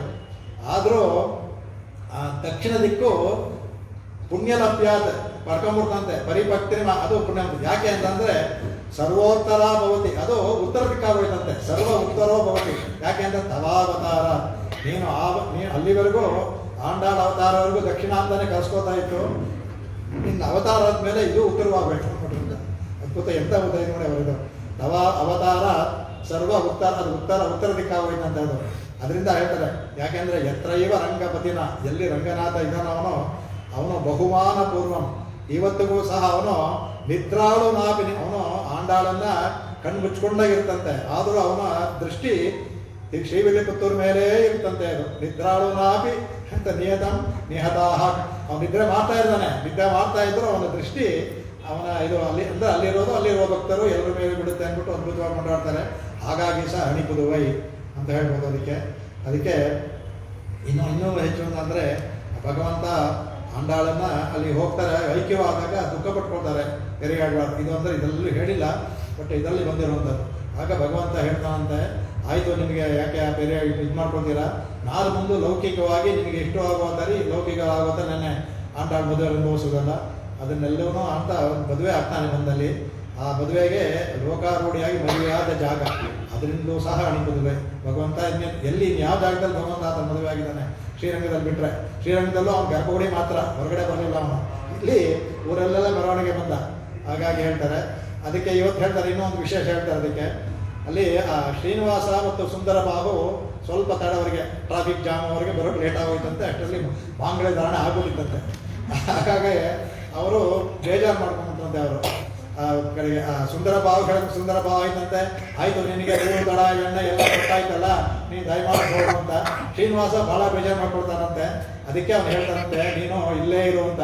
ಅಯ್ಯೋ ಅಲ್ಲಿ ಬಿಟ್ಟು ಹೇಗಮ್ಮ ಇರೋದು ಅಂತ. ಇಲ್ಲ, ನೀನು ಇಲ್ಲೇ ಇರೋಕ್ಕೆ ಶ್ರೀನಿವಾಸನ್ನೇ ಬೇಡ್ಕೊಂಡಿಲ್ಲ ಅಂದ್ಬಿಟ್ಟು ಇವತ್ತಿಗೂ ಸಹ ಅಲ್ಲಿ ಒಂದು ಇದಿದೆ. ಅಲ್ಲಿ ಯಾವ ತಿರುವಣ್ಣಾಮಲೈ, ಆ ತಿರುವಣ್ಣಾಮಲೈ ಈ ತಿರುವಣ್ಣಾಮಲೈ ರಮಣಾಶ್ ಅದಲ್ಲ, ಅಲ್ಲಿ ಹತ್ತಿರದಲ್ಲಿ ಒಂದು ತಿರುವಣ್ಣಾಮಲೈ. ಇವತ್ತು ಅಲ್ಲಿ ಶ್ರೀನಿವಾಸ ಅಲ್ಲಿದ್ದಾನಂತೆ. ಆಂಡಾಳು ನೋಡ್ತಾ ಇದ್ದಾನಂತೆ. ಆಂಡಾಳು ಕೇಳ್ಕೊಂಡು ಅಂತಿದ್ದಾನೆ ಅಂತಾರೆ. ಹೇಳ್ತಾರೆ, ನಾನು ಹೋದ್ರು ಅಲ್ಲಿ ಹೋಗಿಲ್ಲ. ಅಲ್ಲಿ ಇಲ್ಲ, ಒಂದು ಭರತರಾಜನ್ ನೋಡೋಣ ಜ್ಞಾಪಕ ನನಗೆ ಗೊತ್ತಿಲ್ಲ. ಅಲ್ಲಿ ತಿರುವಣ್ಣ ಶ್ರೀನಿವಾಸಗಳು ಅದನ್ನು ಜ್ಞಾಪಕ ಇಲ್ಲ. ಅಲ್ಲಿ ಹೋದಾಗ ಅಲ್ಲಿ ಇವತ್ತು ಅಲ್ಲೇ ನಿಂತ್ಕೊಂಡು ಕೊಡ್ತಾ ಇದ್ದಾನೆ. ಹಾಗಾಗಿ ಸಹ ಶ್ರೀನಿವಾಸ ಅಲ್ಲಿಂದ ಬಂದು ಇಲ್ಲಿ ನಿಂತ್ಕೊಂಡಲ್ಲ. ಹಾಗಾಗಿ ಸಹ ಅಣಿಪದುವೈ, ಅದು ಅಣಿಪದುವೈ ಅದ್ಭುತ ಅಂತ. ಭಟ್ಟಪಿರಾನ್ ಕೋದೇಶನ್ ಅನ್ನುವಾಗ ಹೇಳ್ತಾರೆ, ಎರಡೇ ಎರಡು ಆಳ್ವಾರಗಳು ಆಚಾರನ ಇಟ್ಕೊಂಡು ಆಚಾರ್ಯ ಮೂಲಕ ಬಂದಿದ್ದು ಅಂತ ಹೇಳಿದ್ರೆ ಮಧುರಕೈ ಆಳ್ವಾರು ಇವರೇ. ಇವರು ಸಹ ಮಧುರಕೈ ಯಾವಾಗಲೂ ಅದು ಹೇಳ್ತಾರೆ, ತೆನ್ಕುರುಹೋ ನಗರ್ ನಂಬಿಕ್ ಅನ್ಬನ ಅಂತ ಹೇಳ್ತಾರೆ. ಅವ್ರು ತಮ್ಮ ಹೇಳ್ಕೋಬೇಕಾದ್ರೆ ಅವರ ಶಿಷ್ಯ ಇವಳು ಎಲ್ಲ ಇದರಲ್ಲೂ ಅದೇ ಹೇಳ್ತಾರೆ. ಭಟ್ಟಪಿರಾನ್ ಕೋದೇಶನ್ನ ಅಂತ ಇದರಲ್ಲೂ ಅದು ಹೇಳ್ತಾರೆ. ಅದಂದರೆ ಪೈಂಗಮಲ ತಂಡರಿಯಲ್ ಭಟ್ಟಪಿರಾನ್, ಯಾವಾಗಲೂ ತುಳಸಿ ಹಮಾರ ಮತ್ತು ಕಮಲದ ಹೂವಿನ ಇಲ್ಲ ಕಮಲದ ಮಣಿಯ ಹಾರವನ್ನೇ ಧರಿಸಿರ್ತಾರೆ. ಇದು ಶ್ರೀ ವೈಷ್ಣವ ಲಕ್ಷಣ. ಯಾವಾಗಲೂ ಧರಿಸ್ಕೊಂಡಿರ್ಬೇಕು ಅಂತ ಹೇಳುತ್ತೆ. ಅದಕ್ಕೆ ಅದನ್ನು ಆ ಥರ ಅವರಿದ್ದರು ಅವರು ಅಂತ ಹೇಳ್ತಾರೆ. ಅದಕ್ಕೆ ಅದರಿಂದ ಪೆರಿಯಾಳವರು ಯಾವಾಗಲೂ ಆ ಥರ ಇದ್ದರು, ಮಧುರ ಕವಿಯರು ಆ ಥರ ಇದ್ದರು. ಹಾಗಾಗಿ ಇಲ್ಲೂ ಸಹ ಇಲ್ಲಿ ಭಾವ ಏನು ಅಂದರೆ, ನಾನು ಏನು ಹೇಳಿದ್ದು ನನ್ನ ಆಚಾರ್ಯರ ಇದರಿಂದ ಬಂದಿದ್ದು, ನನ್ನದಲ್ಲ ಅನ್ನೋ ಭಾವನೆ. ಅದಕ್ಕೆ ಗುರುಂ ಪ್ರಕಾಶೇ ಧೀಮ ಅಂತ ಶಾಸ್ತ್ರ ಹೇಳುತ್ತೆ. ಆಚಾರ್ಯನ ಶಿಷ್ಯನಾದವನು ಪ್ರಕಾಶಪಡಿಸಬೇಕು ಅಂತ ಆ ಕೆಲಸವನ್ನು ಇವನು ಮಾಡಿದಾಳೆ ಎಂಬುದು ಅಂತ. ಕಡೆಗೆ ಇನ್ನೂ ಒಂದು ಅದ್ಭುತವಾಗಿ ಒಂದು ಹೇಳ್ತಾರೆ. ಮಾಧವ ಅನ್ನುವಾಗ ಹೇಳಕ್ಕೆ ಬರ್ತದೆ ನನಗೆ. ಅದರಲ್ಲಿ ಮಾಧವ ಅನ್ನೋದು ಶ್ರೀನಿವಾಸ ಎರಡು ಪರ್ಯಾಯ ಪದಗಳು. ಮಾಧವ ಶ್ರೀನಿವಾಸ ಎರಡು ಪರ್ಯಾಯ ಪದಗಳು. ಅದರಲ್ಲಿ ಮಾ ತೆಗೆದ್ರೆ ಬರೀ ಧವ ಆಗುತ್ತೆ, ಇಲ್ಲಿ ಶ್ರೀ ತೆಗೆದ್ರೆ ನಿವಾಸ ಆಗುತ್ತೆ. ಧವ ನಿವಾಸಕ್ಕೆ ಬೆಲೆನೇ ಇಲ್ಲ. ಧವ ಅಂತ ಏನು, ಅಲ್ಲಿ ಮಾಧವ ಇದ್ರೇ ಅವನಿಗೆ ಹೆಸರಿಗೆ ಬೆಲೆ, ಶ್ರೀನಿವಾಸ ಅಂದ್ರೆ ಅವನಿಗೆ ಬೆಲೆ ಅವ್ರಿಗೆ ಯಾವಾಗ ಬರೋದು. ಹಾಗಾಗಿ ಮಾ ಇಲ್ಲದೆ ಇದ್ದರೆ, ಶ್ರೀ ಇಲ್ಲದೆ ಇದ್ದರೆ ದವಾ ನಿವಾಸಕ್ಕೆ ಬೆಲೆನೇ ಇಲ್ಲ. ಹಾಗಾಗಿ ಮಾಧವ ಶ್ರೀನಿವಾಸ ಬೇಕಾದ್ರೆ ನಾವು ಅವರು ಶ್ರೀರಂಗದಲ್ಲೇ ಬರೆದಿದ್ದು ಶ್ರೀಭಾಷ್ಯವನ್ನು ಬ್ರಹ್ಮಣಿ ಶ್ರೀನಿವಾಸೆ ಅಂತಾರೆ ಅವರು ಅಲ್ಲಿ ರಂಗನಾಥನ ಕೃಷ್ಣ ಶ್ರೀನಿವಾಸೆ ಅಂತ ಅವರು ಅದರಲ್ಲಿ ನಾನು ಅದಕ್ಕೆ ಯಾತಕ್ಕೆ ನಿತ್ಯವನ್ನು ಹೇಳ್ತೀನಿ ಅಂದರೆ ಭಾಷ್ಯಕಾರದ ಅದು ನಿತ್ಯವೂ ಹೇಳಬೇಕು ಅದನ್ನು ನಮ್ಮ ಇದ್ರ ಥರ ತನಿ ಅಂತಾರೆ. ಅದಕ್ಕೆ ನಾವು ಯಾವ ಇದರಲ್ಲೂ ಹೇಳೋದು ಉಂಟು ಅದನ್ನು ಅದ್ಭುತವಾಗಿ ಆ ಭಕ್ತಿಯನ್ನು ಕೇಳ್ಕೊಳ್ತಾರೆ ಅವರು. ಅದೇ ಕ್ಷೇಮುಷಿ ಭಕ್ತಿ ರೂಪ ಅಂತ ಕೇಳ್ಕೊಳ್ತಾರೆ. ಅದ್ಭುತವಾಗಿ ಭಕ್ತಿಯನ್ನು ಭೇದಾಂತದಲ್ಲಿ ಭಕ್ತಿಯನ್ನು ತೋರಿಸಿದ ಕೀರ್ತಿ ರಾಮಾನುಜರಿಗೆ ಹೊಂದುತ್ತೆ. ಇದು ನಾವು ಹೇಳೋದಲ್ಲ, ಅದ್ವೈತಿಗಳು ಹೇಳುವಂಥದ್ದು. ಚಂದ್ರಶೇಖರ ಸ್ವಾಮಿ ಮಾಹಿತಿ ಭಾರತಿ ಅವರು ಹೇಳಿದ್ದು ವೇದಾಂತದಲ್ಲಿ ಭಕ್ತಿಯನ್ನು ತೋರಿಸಿ ಹೆಗ್ಗಳಿಕೆ ರಾಮಾಚಾರ್ಯರಿಗೆ ಹೋಗುತ್ತೆ ಅಂತ ಹೇಳ್ಕೊಟ್ರೆ ಹಾಗೆ ಇರೋದನ್ನು. ಹಾಗಾಗಿ ಭಟ್ಟರ್ ಬಿರಾನ್ ಅಂತ ಕೋದೇಶನ ಅನ್ಬೇಕಾದ್ರೆ ಇದೇ ಥರ ಸ್ವಾಮಿ ದೇಶಿಕನ್ನು ಎಲ್ಲ ಗ್ರಂಥಗಳಲ್ಲೂ ಅವರು ಆಚಾರ್ಯ ಹೇಳೋದೇ ಇಲ್ಲ. ಅವರು ಅದ್ಭುತವಾಗಿ ಕೊಂಡಾಡ್ತಾರೆ. ಅವರು ಎಲ್ಲ ಹೇಳ್ತಾರೆ ಕಿಡಾಂಬಿ ಅಪ್ಪಳ ಅವರು ಕಿಳಿಯೈ ಕೋಲ ಎಣ್ಣೆ ಒಳತ್ತೆ ಊಟಿ ಒಳತ್ತಾನೆ ಅಂದರೆ ನನಗೆಲ್ಲ ಅವರಿಗೆ ಒಂದೇ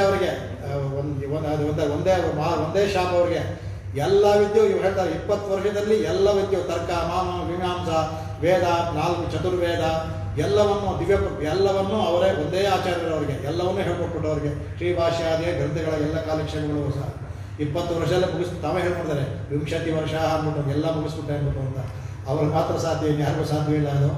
ಹಾಗಾಗಿ ಅದನ್ನು ಆಮೇಲೆ ಎಲ್ಲದರಲ್ಲೂ ತತ್ವಮುಕ್ತ ಕಲಾಪದಲ್ಲಂತೂ ಮೊದಲು ಪ್ರಾಚಾರ್ಯರಾದಂಥ ನಾಡಾವರನ್ನು ನಮಸ್ಕಾರ ಮಾಡಿ ತಮ್ಮ ಆಚಾರ್ಯರಾದಂಥ ಅಪ್ಪಳವ್ರ ನಮಸ್ಕಾರ ಮುಂದಕ್ಕೆ ಹೋಗ್ತಾರೆ. ಅಧಿಕರಣ ಸಾರ್ವಳಿ ಹೇಳ್ಕೊಂಡಿದ್ದಾರೆ ಅವರು. ಅವ್ರ ಸ್ವಾಮಿನೇ ಹೇಳ್ಕೊಂಡಿರೋದು ನೇರವಾಗಿ. ಅವರು ಎಷ್ಟು ಗ್ರಂಥವನ್ನು ಮಾಡಿದ್ರು 2 ಗ್ರಂಥ ನನಗೆ ಸಂತೋಷ ಕೊಡ್ತು ಅಂತ ಹೇಳ್ತಾರೆ. ಅಂದರೆ ಬೇರೆ ಸಂತೋಷ ಕೊಟ್ಟಿಲ್ಲ ಅಂತಲ್ಲ, ಎಲ್ಲಕ್ಕಿಂತ ಹೆಚ್ಚು ಏನು ಅಂದರೆ ಒಂದು ತತ್ವಮುಕ್ತ ಕಲಾಪ ಅದು ಅದರ ಎಲ್ಲ ಯಾವ ಸಿದ್ಧಾಂತಗಳಿದೆಯೋ ಎಲ್ಲವನ್ನೂ ಹೇಳ್ಕೊಟ್ಟಿದೆ. ಆ ಸಿದ್ಧಾಂತವರಿಗೆ ಏನಿದೆ ಗೊತ್ತಿಲ್ಲ, ಇಲ್ಲಿ ಸ್ವಾಮಿ ಎಲ್ಲ ಹೇಳಿದ್ದಾರೆ ಮಾಡಿ ಅದು ಯಾವುದು ಸರಿ ತಪ್ಪು ಅಂತ ವಿವರಣೆ ಮಾಡಿದ್ದಾರೆ. ಅದು ಅದಕ್ಕೆ ಸರ್ವಜ್ಞತ್ವಂ ತತ್ವಮುಕ್ತ ಕಲಾಪ ಅಂತ ಪ್ರತಿವಾದ ಬ್ಯಾಂಕ್ ಅಂತ ಹೇಳಿದ್ದಾರೆ. ದೇಶಿಗರ ಸರ್ವಜ್ಞತ ಎಲ್ಲಿಂದ ತತ್ವಮುಕ್ತ ಕಲಾಪದಲ್ಲಿ ಗೊತ್ತಾಗುತ್ತೆ ಅಂತ ಅವ್ರು ತೋರಿಸ್ಕೊಟ್ಟಿದ್ದಾರೆ. ಹಾಗೆ ಅದೇ ಥರ ಅಧಿಕರಣ ಸಾರಾವಳಿ ಅವ್ರಿಗೆ ಹೇಳ್ತಾರೆ. 2 ಅಧಿಕರಣ ಸಾರಾವಳಿ. ಇವತ್ತು ಶ್ರೀಭಾಷ್ಯವನ್ನು ಚೆನ್ನಾಗಿ ಓದಬೇಕಾಗಿದ್ದು ನಮಗೆ ಸುಧರೇಶ್ವರಿ ಬರೆದಂಥ ಶುದ್ಧ ಪ್ರಕಾಶಕ್ಕೆ. ಅದಿದ್ದರೂ ಸಹ ಅಧಿಕರಣ ಸಾರಾವಳಿ ಇಲ್ಲದೆ ಇದ್ದರೆ ಪೂರ್ಣವಾಗಿ ಶ್ರೀಭಾಷ್ಯವನ್ನು ಅರ್ಥ ಮಾಡ್ಕೊಂಡು ಸಾಧ್ಯವಿಲ್ಲ ನಮಗೆ ಪೂರ್ಣವಾಗಿ. ಅಷ್ಟು ಮಹಾವಿಷತ್ವ ಇದೆ ಅದಕ್ಕೆ. ಹೇಳ್ತಾರೆ ಈ 2 ಗ್ರಂಥ ನನಗೆ ಮನಸ್ಸಿಗೆ ಅಂತ. ಅದರಲ್ಲಿ ಚರಮ ಶ್ಲೋಕ ಅಂದರೆ ಕಡೆಯ ಶ್ಲೋಕ ಅದ್ಭುತವಾಗಿ ಅದು ಹೇಳ್ತೀನಿ ಅಂತ ಹೇಳ್ತಾರೆ. ಅದಕ್ಕೆ ಪಾರಾಶರ್ಯ ಪ್ರಭೂತಾದುಪರ್ಷದಮೃತೋ ಅನ್ವತಃ ಸಾರಭೂತಂ ನಿರ್ಮರ್ತ್ಯ ದತ್ತಸೂತ್ರೈಃ ಅವಿದತ ನಿಗಮಾಚಾರ್ಯ ನಾಮ ಮುನೀಂದ್ರಃ ಯತ್ತಂ ನಿಷ್ಕೃಷ್ಟಮಿತ್ತಂ ಯತಿಪತಿ ಹೃದಯ ರೂಢಮಾರೂಢ್ಯತಾರ್ಕ್ಷಃ ತದ್ವಕ್ತ ವಾಜಿವಕ್ತಃ ಸಹ ಮಮ ಗುರುಭಿಃ ವಾದಿಹಂಸಾಪವಾಹೈಃ ಅಂತ ಇದರಲ್ಲಿ ಮುಗಿಸ್ತಾರೆ. ಕಡೇ ಶ್ಲೋಕ ಇದರಲ್ಲಿ ಇದೆ ಅಂತ ಅಂದರೆ ಪಾರಾಶರ್ಯ ಅವ್ರಿಗೂ ಸಹ ವೇದವ್ಯಾಸರು ಅವರು ಪರಾಶರಗಳ ಅವರ ಶಿಷ್ಯರು ಮಗ ಅದರಿಂದ ಪಾರಾಶರ್ಯ ಅವರು ಪ್ರಭೂತ ಉಪನಿಷದ ಅಮೃತ ಅವರು ಉಪನಿಷತ್ತನ್ನು ಅಂತ ಪ್ರಭೂತ ಆಳವಾದನ್ನ ಮತನ ಮಾಡದಂತೆ ಅವರು ಮತನ ಮಾಡಿ ಅನ್ವತ ಸಾರಭೂತಂ ಅಲ್ಲಿರುವ ಸಾರವನ್ನು ತೆಗೆದು 545 ಸೂತ್ರಗಳು ಮಾಡಿದ್ರು. ಅದಕ್ಕೆ ಅದು ನಿರ್ಮತ್ಯ ದತ್ತ ಸೂತ್ರ ಮಾಡಿ ನಿಷ್ಕರ್ಷ ಮಾಡಿ ಕೊಟ್ಟಂಥ ಸೂತ್ರ ಅದು. ಅದಕ್ಕೆ ಅವ್ರಿಗೆ ಏನಂದರೆ ಅದರ ಭಗವಂತ ಅವರಿಗೆ ಅವಿತತ ನಿಗಮಾಚಾರ್ಯ ನಾಮ ಮುನೀಂದ್ರ ಅವರಿಗೆ ವೇದಾಚಾರ್ಯ ಅಂತ ಕೊಟ್ಬಿಟ್ಟ ಟೈಟಲ್ ಭಗವಂತ ಅವರಿಗೆ. ನಿಗಮಾಚಾರ್ಯ ಇವರು ನಿಗಮಾಂತಾಚಾರ್ಯ. ಇಲ್ಲಿ ಸ್ವಾಮಿ ಹೇಳ್ತಾರೆ ಅವಿತತ ನಿಗಮ ಭಗವಂತ ನನಗೆ ನಿಗಮಾಂತಾಚಾರ್ಯ ಅಂತ ಕೊಟ್ರ. ಆದರೆ ಇದು ಆ 2 ಅವರಿಗೆ ಹೊಂದುತ್ತೆ ಅಂತ ಇಂಥ ಅದ್ಭುತವಾದ ನೈಚಾಸನ ನೋಡಿ. ನನಗೆ ಭಗವಂತ ಕೊಟ್ಟ ಅದರಿಂದ ನಾನು ಮಾಡೋಕ್ಕಾಗಲ್ಲ. ಇದು ನನಗಿಂತ ನಿಗಮಾಚಾರ್ಯ ಅನ್ನೋ ವೇದಾಚಾರ್ಯದ ಬಯಸರಿದಾರಲ್ಲ ಅವ್ರಿಗೆ ಹೊಂದುತ್ತೆ ಅಂತ ಅದ ಮುನೀಂದ್ರ ಅವ್ರು ಹೇಳ್ತಾರೆ. ಅದರಿಂದ ಹೇಳ್ತಾರೆ ಯತ್ತನ್ ನಿಷ್ಕೃಷ್ಟ ಮಿತ್ತಂ ಯತಿಪತಿ ಹೃದಯ. ಅವ್ರು ಹೇಳಿದ್ರು ಸಹ ಅದರಲ್ಲಿ ನಿಮಗೆ ಸೂತ್ರವನ್ನು ಹೇಳಿದ್ರೆ ಸ್ಮೃತೇಶ್ಚ ಅಂದ್ಬಿಡುತ್ತೆ. ಏನು ಸ್ಮೃತೇಶ್ಚ ಅಂದರೆ ಆಚಾರ್ಯಗಳು ನೋಡಿ ಮತನ ಮಾಡಿ ಗೊತ್ತಾಗಿದೆ ನಮಗೆ 5-6 ಕಡೆ ಸ್ಮೃತೇಶ್ಚ ಸ್ಮೃತಿಯಲ್ಲೂ ಸಹ ಅಂದರೆ ಇದು ವೇದಲ್ಲೂ ಸ್ಮೃತಿ ಬರುತ್ತೆ ಅಂದ್ಬಿಟ್ಟು ಹೇಳ್ತಾರೆ. ಅದಕ್ಕೆ ಅವಿಭಾಗೋ ದೃಷ್ಟತ್ವಾದಂತೆ ಏನು ಅವಿಭಾಗ ಏನು ದೃಷ್ಟ ಎಲ್ಲ ಅಂದರೆ ಸೂತ್ರ ಅದರಲ್ಲಿ ಗೊತ್ತಾಗುತ್ತೆ ಯಾರಿಗೆ ಅಂತಹ ಮಹಾನ್ಗಳಾದಂಥ ಶಂಕರ ರಾಮಾನುಜ ಅಂಥವ್ರಿಗೆ ಗೊತ್ತಾಗುತ್ತೆ ಅವ್ರಿಗೂ. ಮತ್ತು ಎಲ್ಲ ಸೂತ್ರ ವ್ಯಾಖ್ಯಾನ ಬೋಧನೆಲ್ಲ ಬರೆದಿಟ್ಟಿದ್ದಾರೆ ಅದನ್ನು. ಅದರಿಂದ ಅದನ್ನು ಇರುವಂಥ ಅದನ್ನು ಮಾಡಿದ್ರು ಇವರು ನಿಷ್ಕೃಷ್ಟ ವಿತ್ತಂ ಯತಿಪತಿ. ಅದು ನಿಷ್ಕೃಷ್ಟವಾದ ಜ್ಞಾನ ಯತಿಪತಿಗಳಾದ ರಾಮಾನುಜ ಹೃದಯಕ್ಕೆ ಬಂದಂತೆ ಅದು ಹೃದಯಂ ಆರೂಢ ಅಮಲ್. ಅದನ್ನು ಹೇಗೆ ಸಮರ್ಥ ಮಾಡೋಕ್ಕೆ ಏನಂತಂದಕ್ಕೆ ಈ ಅಧಿಕರಣ ಸಾರಾವಳಿಯಿಂದ ಬಂತು ಅಂತ ಹೇಳ್ತಾರೆ. ಯಾರು ಬರೆದಿದ್ದೆ ಇದು ಅಂತ ಬೇಕಾದ್ರೆ ಹೇಳೋದಕ್ಕೆ ನಾನು ಬರೆದಿದ್ದು ಅಂತ ಹೇಳೋದೇ ಇಲ್ಲ ಅವರು. ಹೇಳ್ತಾರೆ ಯಾರಿಗೆ ಬರೆದಿದ್ದು ಅಂದರೆ ಹೃದಯ ಆರೂಢ ದಾರ್ಕ್ಷ ತದ್ಭಕ್ತ ವಾಜಿಭಕ್ತರ ಗರುಡ ಆವಾಹನ ಇದು ಅವರಿಗೆ ಸ್ವಾಮಿಗೆ ಗರುಡ ಮಾಡಿ ಆಮೇಲೆ ಹೈಗಿರಿ ಅವರಿಗೆ ಪ್ರತ್ಯಕ್ಷ ಅವರಿಗೆ. ಆ ಥರ ಅವನು ತಾರ್ಕ್ಷನಾದ ಗರುಡಾರೂಢನಾದಂಥ ವಾಜಿಭಕ್ತರ ಅಂದರೆ ಹೈಗಿರಿಯವರು ಬಂದ್ರಂತೆ. ಅವರು ಬಂದರೂ ಸಹ ಮಮ ಗುರುಬೇರು ವಾದಹಂಸ ಭುವಾಹೈ, ನನ್ನ ಆಚಾರ್ಯರಾದ ವಾದಿಹಂಸ ಭುವಾಹರ ಮೂಲಕ ಇದನ್ನು ಅವರು ಬರೆದರು ಅಂತಾರೆ. ನಾನು ಬರೆದಿಲ್ಲ ಅಂತ ಕಣ್ಣಲ್ಲಿ ಎಂಥ ನಿಚ್ಚಾನುಸಂಧಾನ ನೋಡಿ. ಇದು ನಾನು ಬರೆದಿಲ್ಲ, ನಮ್ಮ ಆಚಾರ್ಯರು ವಾಜಿಭಕ್ತ ಅಂದದಲ್ಲಿ ಎರಡು ತೋರಿಸ್ಕೊಟ್ರು ಅವರಿಗೆ. ಹಯಗ್ರೀವ ಪ್ರತ್ಯಕ್ಷ ಮತ್ತು ತಾರ್ಕ್ಷಣ ಅಂತ ಗರುಡ ಪ್ರತ್ಯಕ್ಷನೂ ಹೇಳ್ಕೊಂಡು ನೇರವಾಗಿ, ಅಂದರೆ ಅವರೇ ಹೇಳಿರೋದ್ರಿಂದ ಇದರಲ್ಲಿ ಯಾವ ಇದು ಸಾಧ್ಯ ಇಲ್ಲ. ಅವರು ಬರೆದ್ರು. ಮತ್ತು ನಿಗಮಾಂತಾಚಾರ್ಯ ನಾನು ಕೊಟ್ಟ ಅದು ಅವರಿಗೆ ವೇದವ್ಯಾಸರಿಗೆ ಯಾಕೆಂದರೆ ತೆಗೆದರು ಅಂತ ಅಷ್ಟು ಅದ್ಭುತವಾಗಿ ನೈಚಾಂಸನ ಮಾಡಿ ಮುಗಿಸ್ತಾರೆ ಅದು. ಹಾಗೆ ಅವರು ಸಹ ಅದೇ ಥರ ಎಲ್ಲ ಆಚಾರನೇ ಇಟ್ಕೊಂಡು ಹೇಳ್ತಾರೆ. ಅದಕ್ಕೆ ಗುರುಂ ಪ್ರಕಾಶೇಧ್ಯೇಮ ಅನ್ನೋದು ಅದನ್ನು ಮಾಡ್ತಾರೆ. ಅದನ್ನು ಅದಾದಮೇಲೆ ಶಂಗತ್ ತಮಿಳ್ ಮಾಲೆ ಪಾವೆ ಅಂತ ಹೇಳೋದು. ಅದಕ್ಕೆ ಶಂಗಮ್ ಅಂದರೆ ಅದು ಸುಮಾರು ಅರ್ಥ ಬರ್ತದೆ. ಕೂಟ ಅಂತ ಕನ್ನಡದಲ್ಲಿ ಶಂಗಮ್ ಅಂದರೆ ಒಂದು ಒಟ್ಟಿಗೆ ಸೇರೋದಕ್ಕೆ. ತಮಿಳ್ ಮಾಲೆ ಮುಪ್ಪದುಂ ಅಂತಾರೆ. ಮುಪ್ಪದುಂ ಅನ್ನೋದು ನೋಡ್ಕೋಬೇಕು. ಮುಪ್ಪದೇ ಇರಲಿಲ್ಲ, ಮುಪ್ಪದುಂ ಅಂತ 31 ಅಂತ 30 ಅಂತ ಹೇಳಿಲ್ಲ, 31 ಅಂತ ಹೇಳಿದಾಳೆ. ಅದಕ್ಕೆ ಹೇಳ್ತಾರೆ. ಅದಕ್ಕೆ ಇದನ್ನು ಹೇಳ್ಕೊಳ್ತಾರೆ. ಏನೊಂದು ಅಂದರೆ ಒಂದು ಇದು ಗುಂಪಾಗಿ ಹೇಳಬೇಕಂತೆ. ದೇವಸ್ಥಾನದಲ್ಲಿ ಹೇಳ್ತಾರಲ್ಲ ಗುಂಪಾಗಿ ಹೇಳಬೇಕು ಅಂತಾರೆ. ನೋಡಿ 5 ಲಕ್ಷ ಕುಟುಂಬದವ್ರು ಹೇಳಿದ್ರೆ ಇನ್ನೆಷ್ಟು ಚೆನ್ನಾಗಿರ್ತಾರೆ. ಒಂದು 30 ಜನ ಹೇಳಿದ್ರೆ ಹೆಂಗಿರುತ್ತಲ್ಲ, ಒಂದು 5 ಲಕ್ಷ ಕುಟುಂಬದವರು ಒಟ್ಟಿಗೆ ಭಕ್ತಿರ್ಪಾವ ಹೇಳಿದ್ರೆ ಹೇಗಿರುತ್ತೆ. ಎಲ್ಲರೂ ಒಟ್ಟಿಗೆ ಹೇಳಿದ್ರೆ ಭಾವಪೂರ್ಣವಾಗಿ ಸಂಗೀತವಾಗಿ ಅದುವೇ ತಮಿಳ್ ಮಾಲೆ. ಇದನ್ನು ಯಾತಕ್ಕೆ ತಮಿಳ್ ಮಾಲೆ ಅಂತ ಹೇಳುತ್ತೆ ಅಂದರೆ ಆ ಕಾಲದಲ್ಲೂ ಸಹ ಸಂಸ್ಕೃತ ಹೊರಟು ಎಲ್ಲರೂ ಅರ್ಥವಾಗ್ತಿರಲಿಲ್ಲ. ಹಾಗಾಗಿ ಆಡು ಭಾಷೆಯಾದ ಆ ಪ್ರದೇಶದಲ್ಲಿ ತಮಿಳು ಇದರಿಂದ ದ್ರವಿಡ ಭಾಷೆಯಲ್ಲಿ ಹೇಳಿದ್ರೆ ಎಲ್ಲರಿಗೂ ಅರ್ಥ ಆಗುತ್ತೆ ಅದಕ್ಕೆ ತಮಿಳ್. ಇದನ್ನು ನಾನು ಮಾಲೆ ಇರ್ತಾಳೆ ಮಾಲೆಯಾಗಿ ಕೊಟ್ಟೆ.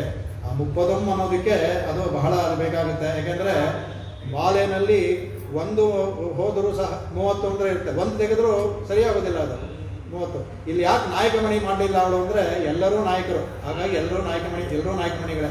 ಹಾಗೆ 30 ಮಾಲೆ ಮಣಿಗಳು ಸಹ ಒಂದು ತೆಗೆದರೂ ಅದಕ್ಕೆ ಹೋಗ್ಬಿಡುತ್ತೆ. ಅದಕ್ಕೆ 30 ಹೇಳಿ ಅಂದ್ಬಿಟ್ಟು ಅದ್ಭುತವಾಗಿ ತೋರಿಸ್ಕೊಟ್ರು.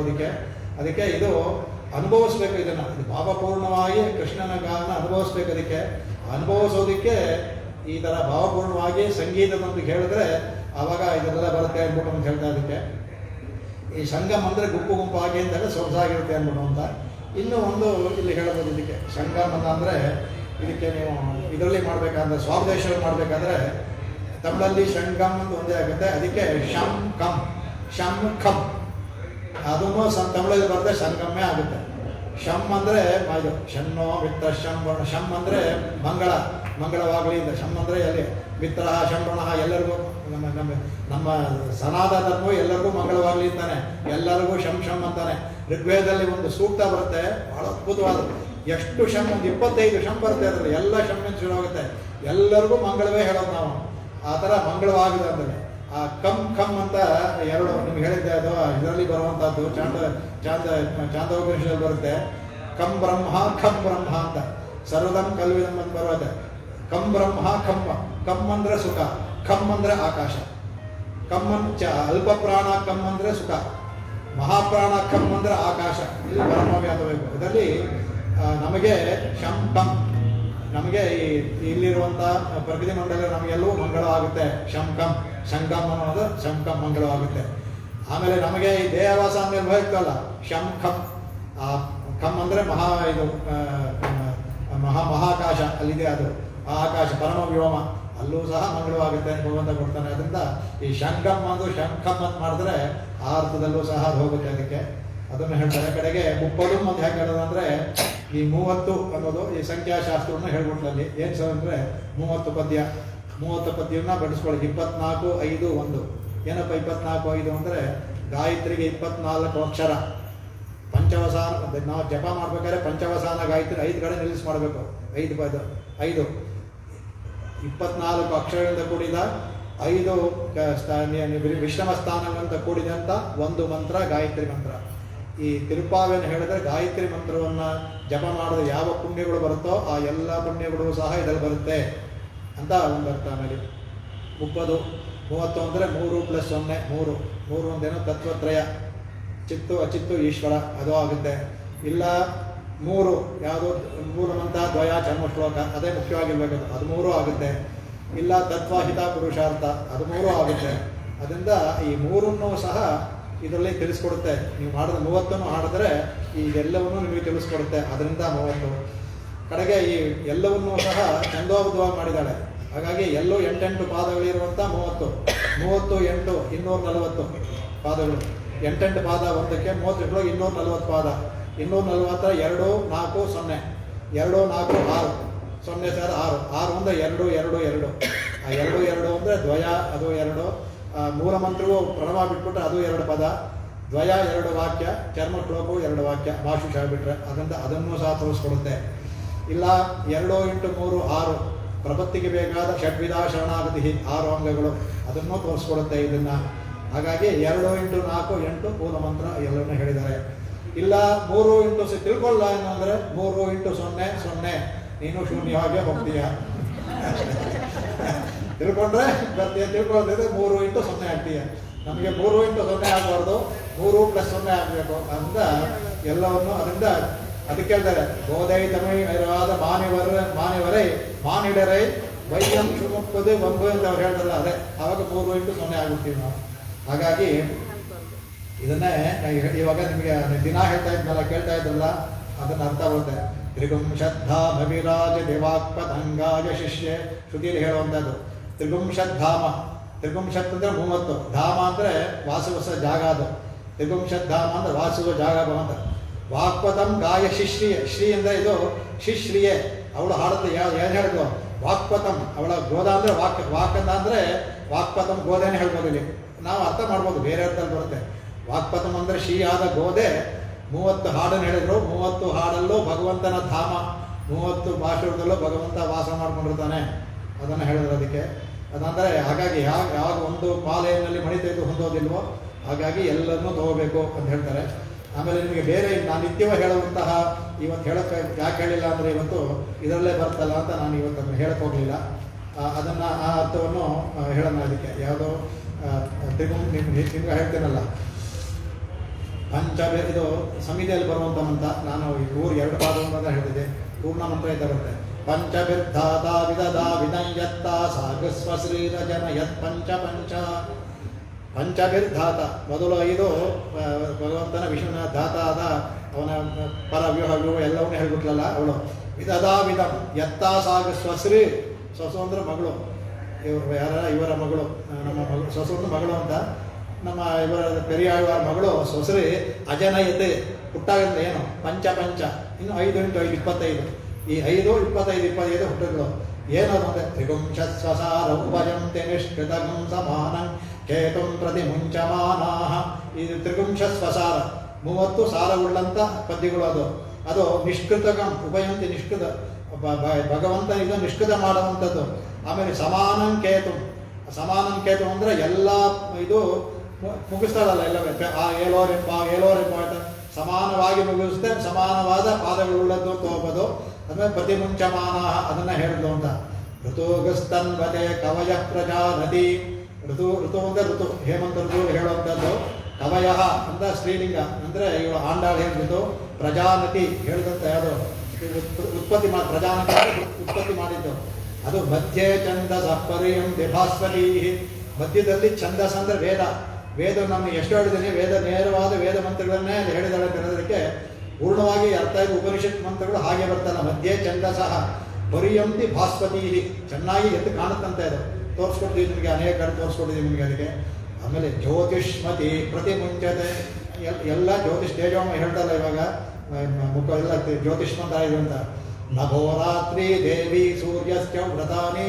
ನಭೋರಾತ್ರಿನ ರಾತ್ರಿಯಿಂದಗಳು ಬೆಳಗಿನ ಜಾವ ಶಿತ್ತಂ ಶಿರುಹಾಲೆ ಇದರಲ್ಲಿ ಸೂರ್ಯಶ್ಚ ವ್ರತಾನಿ. ಸೂರ್ಯನ ವ್ರತ ಅಂದರೆ ಸೂರ್ಯನ ಅಂತರ್ಯಾಮ ಆಗಿರುವಂಥ ಹಿರಣ್ಯ ಭಗವಂತನ ವ್ರತ ಮಾಡಿದ್ರು. ಅಲ್ಲಿ ಯಾರ್ಯಾರಿದ್ರು ಅಂತ ಹೇಳ್ತಾ ನೋಡಿ.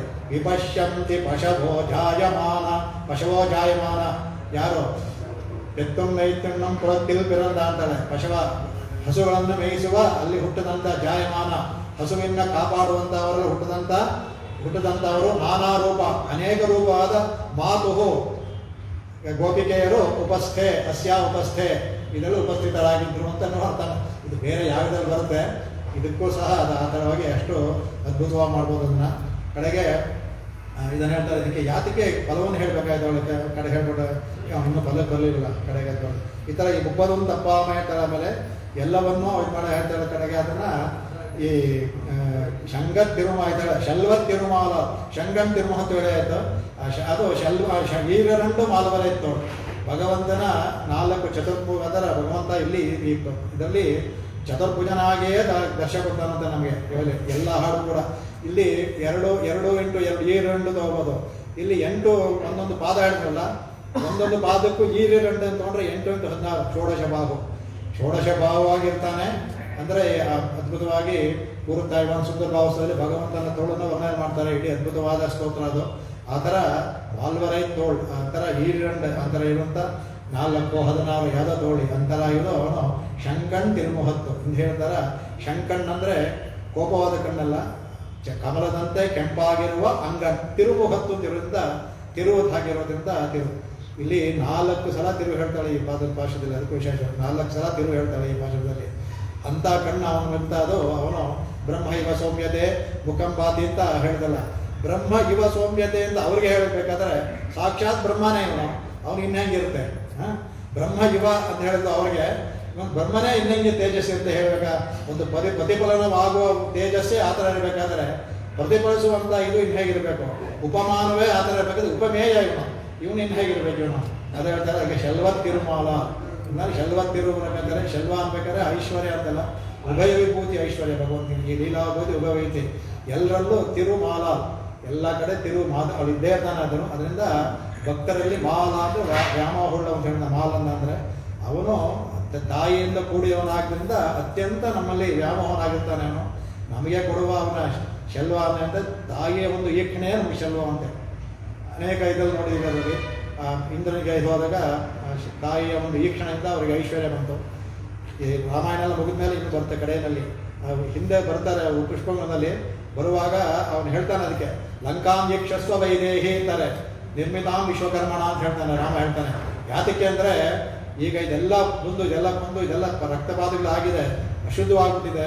ನಿನ್ನ ಈಕ್ಷಣೆ ಆಗಲಿ, ನನ್ನ ಭಕ್ತನಾದ ವಿಭೀಷಣ ಆಳ್ತಾನೆ, ಅದರಿಂದ ನಿನ್ನ ಈಕ್ಷಣೆ ಇರಲಿ, ನೀನು ನೋಡುವಳಾಗು ಅಂದ್ಬಿಟ್ಟು ಹೇಳ್ತಾನೆ. ತಾಯಿ ಈಕ್ಷಣೆ ಬೇಕು ಅಂತ ಭಗವಂತನೇ ಹೇಳೋದಿಲ್ಲ. ಆಮೇಲೆ ಅಯೋಧ್ಯ ಬಂದವರು ಹೇಳ್ತಾನೆ ಅಯೋಧ್ಯಾಂ ವೀಕ್ಷಸ್ವ ದೇವಿ ರಾಜಧಾನಿ ಪಿತುರ್ಮ. ಅವಳಿಗೇನು ಗೊತ್ತಿಲ್ವಾ ಇನ್ನು ರಾಜಧಾನಿ ತಂದೆ ಗೊತ್ತಿಲ್ವಾ ಅಂದರೆ ತಂದೆ ಮೇಲೆ ಹೆಮ್ಮೆ. ಅಂದರೆ ಈಗ ಅಯೋಧ್ಯೆಯನ್ನ ನೀನು ಬಿಟ್ಟಿಯಲ್ಲ, 14 ವರ್ಷ ಬಿಟ್ಟಿಯಲ್ಲ, ಅದರಿಂದ ಒಂದು ನಿನ್ನ ಇರಲಿ ಒಂದ್ಸಲ ಅಯೋಧ್ಯ ವೀಕ್ಷಸ್ವ ನೋಡ್ಬಿಡು ಒಂದ್ಸಲ ಅನ್ಬಿಟ್ಟು ಅಂತ. ಅದರಿಂದ ತಾಯಿಯ ಈಕ್ಷಣೆ ಬೇಕು ನನಗೆ. ತಿರುಮಾಲ ಶಲ್ವತ್ತಿನ ಪದವನ್ನು ಅಲ್ಲಿ ಹಾಕೋದಕ್ಕೆ ಎಂಗುಂ ತಿರುವರುಳ್. ಈ ಅಂದರೆ ಎಲ್ಲೂ ಅಲ್ಲಿಂದಲೇ ಎಲ್ಲ ಜಾಗದಲ್ಲೂ ತಿರುವರುಳ್, ತಾಯಿಯ ಅರಳು ಭಗವಂತನ ಅರಳು ಎಲ್ಲೂ ಸಹ ಇರುತ್ತೆ. ಅದಕ್ಕೆ ನಮ್ಮ ಹೇಳಿದಾರೆ ಅದಕ್ಕೆ ಅಂಗುಟ್ರೇನಿಲ್ಲೇ ಇಂಗುಟ್ರೇನಿಲ್ಲೇ ಎಂಗುಟ್ರೇನೂ ಇಲ್ಲೇ ಅಂತಂತೆ. ಆಂಟವಳು ಹೇಳ್ತಾರೆ ಇಲ್ಲ ಆ ಥರ ಅಲ್ಲ, ಅಂಗುಂ ಇದೆ, ಇಂಗುಂ ಎಂಗುಂ ಅರಳು ಎಲ್ಲ ಕಡೆಯೂ ಸಿಗುತ್ತೆ. ನೀವೇ ಹೇಳಿದ್ರೆ ಅವ್ರು ಇನ್ನೊಂದು ಹೇಳಿದ್ದಾರೆ, ಅವರೇ ಹೇಳ್ತಾರೆ. ಏನು ಹೇಳ್ತಾರೆ, ಎಂಗನೇ ಶುಲ್ಯಂ ಎಂಬಂ ಪೆರುಗುಮೆ.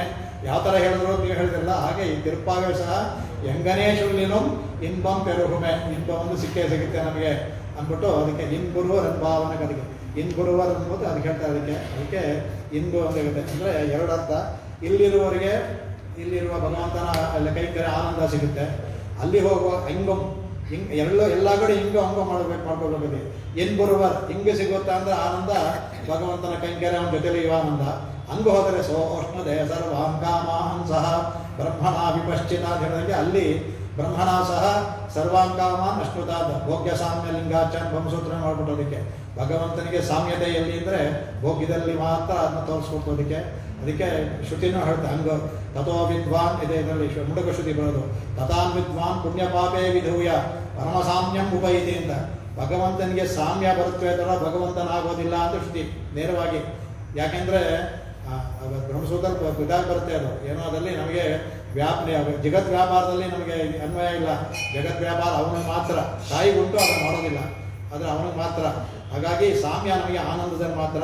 ಅದನ್ನೂ ಸಹ ಇನ್ ಬರುವರ್ ಹಿಂಗೆ ಇನ್ ಬರುವರ್ ಹಂಗೂ ಸಹ ಅಲ್ಲೂ ಸಹ ಆ ಥರ ಸಿಗುತ್ತೆ ಅಂದ್ಬಿಟ್ಟು ಇದೆಲ್ಲ ಮಾಡಿದ್ರೆ ಯಾಕೆ ಹೇಳಿದ್ರು ಆನಂದ ಅಂದರೆ ಫಲವನ್ನು ಹೇಳಬೇಕು.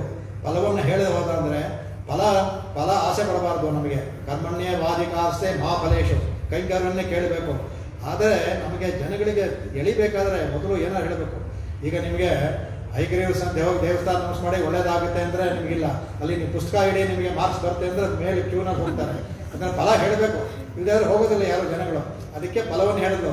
ಫಲವನ್ನು ಹೇಳಿದಾಗುತ್ತೆ ಆಚಾರ್ಯರು ಹೋಗ್ತಾರೆ, ಆಚಾರ್ಯ ಇವ್ರಿಗೆಲ್ಲ ತಿರುಗಿಸಿ ಈ ಫಲ ಅಲ್ಲಪ್ಪ, ಈ ಕೈಂಕರ್ಯನ ಕೇಳಬೇಕು ಸರಿ ಮಾಡ್ತಾರೆ, ಮೊದಲು ಬರೋರಾಗಲಿ. ಅದಕ್ಕೆ ಫಲವನ್ನು ಹೇಳಿದ್ರು ಅಂತ ವ್ಯಾಖ್ಯಾನದಲ್ಲಿ ಜನ ಹೇಳಿದ್ದಾರೆ.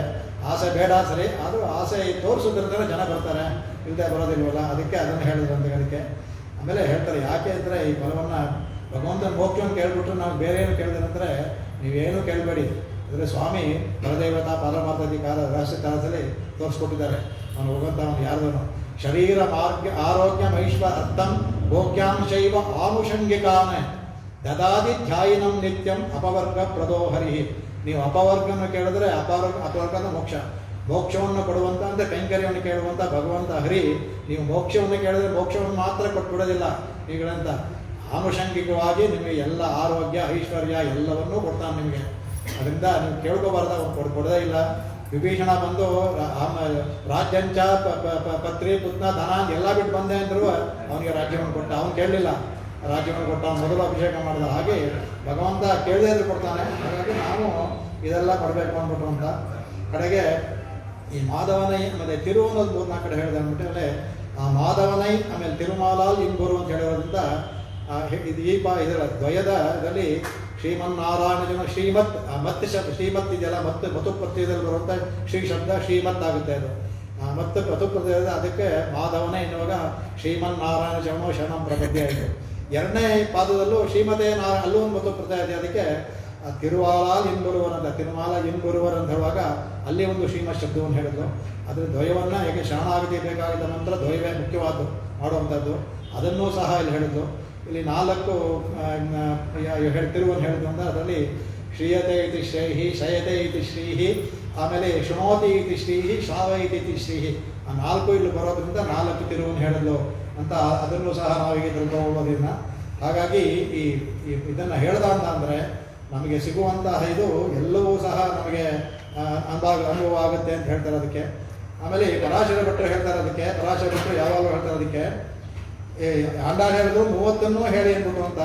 ಪರಾಶರ ಭಟ್ರು ಹೇಳ್ತಾರಂತೆ, ಹೌದಪ್ಪ 30 ಹೇಳಬೇಕು, ಆದರೆ 30 ಆಗದೆ ಇದ್ದರೆ ಈ 30ನೇ ಶ್ಲೋಕ ಆದರೂ ನೀನು ಹೇಳು ನೀನು ಹೇಳ್ತಾರೆ.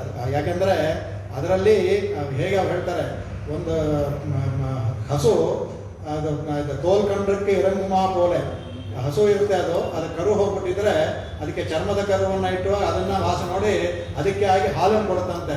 ಹಾಗೆ ನೀ 30, 29 ಅದು ಬಿಟ್ಬಿಟ್ರು 30ನೇ ಪಾಠ ಹೇಳಿದ್ರೆ ಭಗವಂತ ಯಾವ ಥರ ಇದ್ದಂಗೆ ನಮಗೆ ಕೊಡ್ತಾನೆ. ಹಾಗಾಗಿ ಇದನ್ನಾದರೂ ತಪ್ಪದೆ ಹೇಳಿ ಅಂದರೆ ಅದನ್ನು ಹೇಳಬೇಡಿ ಅಂತಲ್ಲ, ನಮ್ಗೆ ಆಗೋದಿಲ್ಲ ಅಂತ ಬಿಟ್ಬಿಟ್ರು ಅಂತ ಇದನ್ನಾದರೂ ನೀವು ಹೇಳಿ, ಕೈಲಾಗೋದಿಲ್ಲ ಅಂತ ಎಲ್ಲನೂ ಬಿಟ್ಬಿಡ್ಬಾರ್ದು. ಕೈಲಾಗದಿಂದ ಯಾವುದಾಗೋದಿಲ್ಲೋ ಆ ಕೆಲಸವನ್ನು ಬೇರೆ ಥರ ಮಾಡ್ಬೋದು. ಅದನ್ನು ಬಿಟ್ಟು ಬರೋಗೆ ಅದರಿಂದ ಎಲ್ಲವನ್ನೂ ಬಿಟ್ಬಿಟ್ಟ ಅಂದರೆ ಸ್ಕೂಡ್ದು ಅಂದ್ಬಿಟ್ಟು ಅದನ್ನು ಹೇಳಿ ಕೊಡ್ತಾ ಅದಕ್ಕೆ. ಹಾಗಾಗಿ ಇದನ್ನು ಎಲ್ಲವನ್ನೂ ನೀವು ಅದ್ಭುತವಾಗಬೇಕಾದ ಅಂದರೆ ಸ್ವಾಮಿ ಇದನ್ನು ಇದರಲ್ಲಿ ನೋಡೋಣ ಅಂದರೆ ನೇರವಾಗಿ ನಾವು ಇದು ಭಾಷೆಕಾರರಿಗೆ ಹೊಂದಿಸ್ಬೋದು. ಇದನ್ನು ಅದ್ಭುತವಾಗಿ ಭಾಷೆಕಾರರಿಗೆ ವ್ಯಾಖ್ಯಾನದಲ್ಲಿ ಹೊಂದಿಸಿದ್ದಾರೆ. ಹೇಗಪ್ಪ ಭಾಷೆಕಾರರಿಗೆ ಇದನ್ನ ಹೊಂದಿಸ್ತಾರೆ ಅಂದರೆ ಮೊದಲು ಅವರು ತಾಯಿಯನ್ನು ಮಾಡಿದ್ದು ಶರಣಾಗತಿ ಅವರು ಮಾಡಿದ್ದು ಮೊದಲೇ ತೋರಿಸ್ಕೊಟ್ಟಿದ್ದಾರೆ. ಅವರೇ ತಾಯಿಯಲ್ಲಿ ಮೊದಲು ಶರಣಾಗತಿ ಅವರು ಮಾಡಿದ ಕಡೆಗೆ ಅಸ್ತುತೆ ದಯೈವ ಸರ್ವಂ ಸಂವತ್ಸತೆ ಅಂತ ಮೊದಲು ತೋರಿಸ್ಕೊಟ್ಟಿದ್ದು ತಾಯಿಯಲ್ಲಿ ಶರಣಾಗತಿ ಮೊದಲು ಮಾಡಿ ಅಂತ ತೋರಿಸ್ಕೊಟ್ಟಿದ್ದೆ ಭಾಷ್ಯಕಾರರು. ಹಾಗಾಗಿ ಮಾಧವನೇ ಹೇಳಬೇಕಾದ್ರೆ ಅವರು ಆ ಭಾಷ್ಯಕಾರ ತೋರಿಸ್ಕೊಟ್ಟಿದ್ದಂಥ ಅದು. ಮತ್ತು ಗಾಯತ್ರಿಯ ಸಾರವನ್ನು ಈ ಗಾಯತ್ರಿ ಇದರಲ್ಲಿ ತಿರುಪಾಗಿದೆ ಅಂತ ತೋರಿಸ್ಕೊಟ್ಟಿದ್ದೇ ಭಾಷ್ಯಕಾರರು. ಹಾಗಾಗಿ ಸಹ ಅವರು ಶುರು ಮಾಡಬೇಡ ಅವರ ಶ್ರೀಭಾಷ್ಯದಲ್ಲಿ ಒಂದು ಹೇಳಿದ 2 ಅಂತಾರೆ. ಒಂದು ಅಖಿಲ ಭುವನ, ಆಮೇಲೆ ಪಾರಾಚರ ಸುಧಾಂ ಉಪನಿಷತ್ ದುಗ್ಧಾಭಿ ಕೃತ್ಯೋಧೃತಾಂ ಅಂತ ಶ್ಲೋಕ ಬರುತ್ತೆ.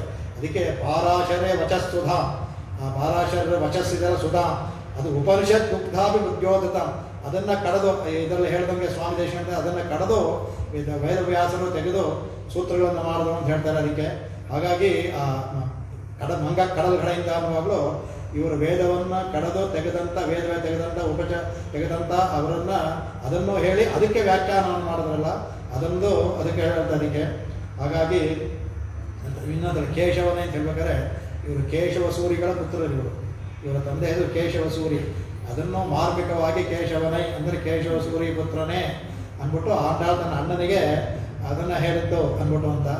ಇವರು ಸಾಕ್ಷಾತ್ ಬ್ರಹ್ಮವಿತ್ತು. ಅದರಿಂದ ಇವ್ರ ಮುಖದಲ್ಲಿ ತೇಜಸ್ ಕೇಳಬೇಕು. ಅವ್ರಿಗೆ ವೇದಾಧ್ಯಯನ ಮಾಡಿದ್ರು, ಎಲ್ಲವೂ ಮಾಡಿದ್ರು. ಅದರಿಂದ ಅವರಲ್ಲಿದ್ದ ತೇಜಸ್ಸು ಕೇಳೋದು ಬೇಡ. ಅದರಿಂದ ಬ್ರಹ್ಮವಿದ್ಯೆ, ಆದ್ದರಿಂದ ಭಗವಂತನಿಗಿದ್ದಾಗೆ ಅವ್ರಿಗೂ ಎಲ್ಲ ತೇಜಸ್ಸಿತ್ತು ಅವ್ರಿಗೆ, ಅದು ಅವ್ರಿಗೆ ಹೋಗುತ್ತೆ. ಅದಕ್ಕೆ ಆಮೇಲೆ ಅಂಗ ಅಪ್ಪರೈ ಅನ್ನುವಾಗ ಅದು ಶೇಷತ್ವ ಜ್ಞಾನ.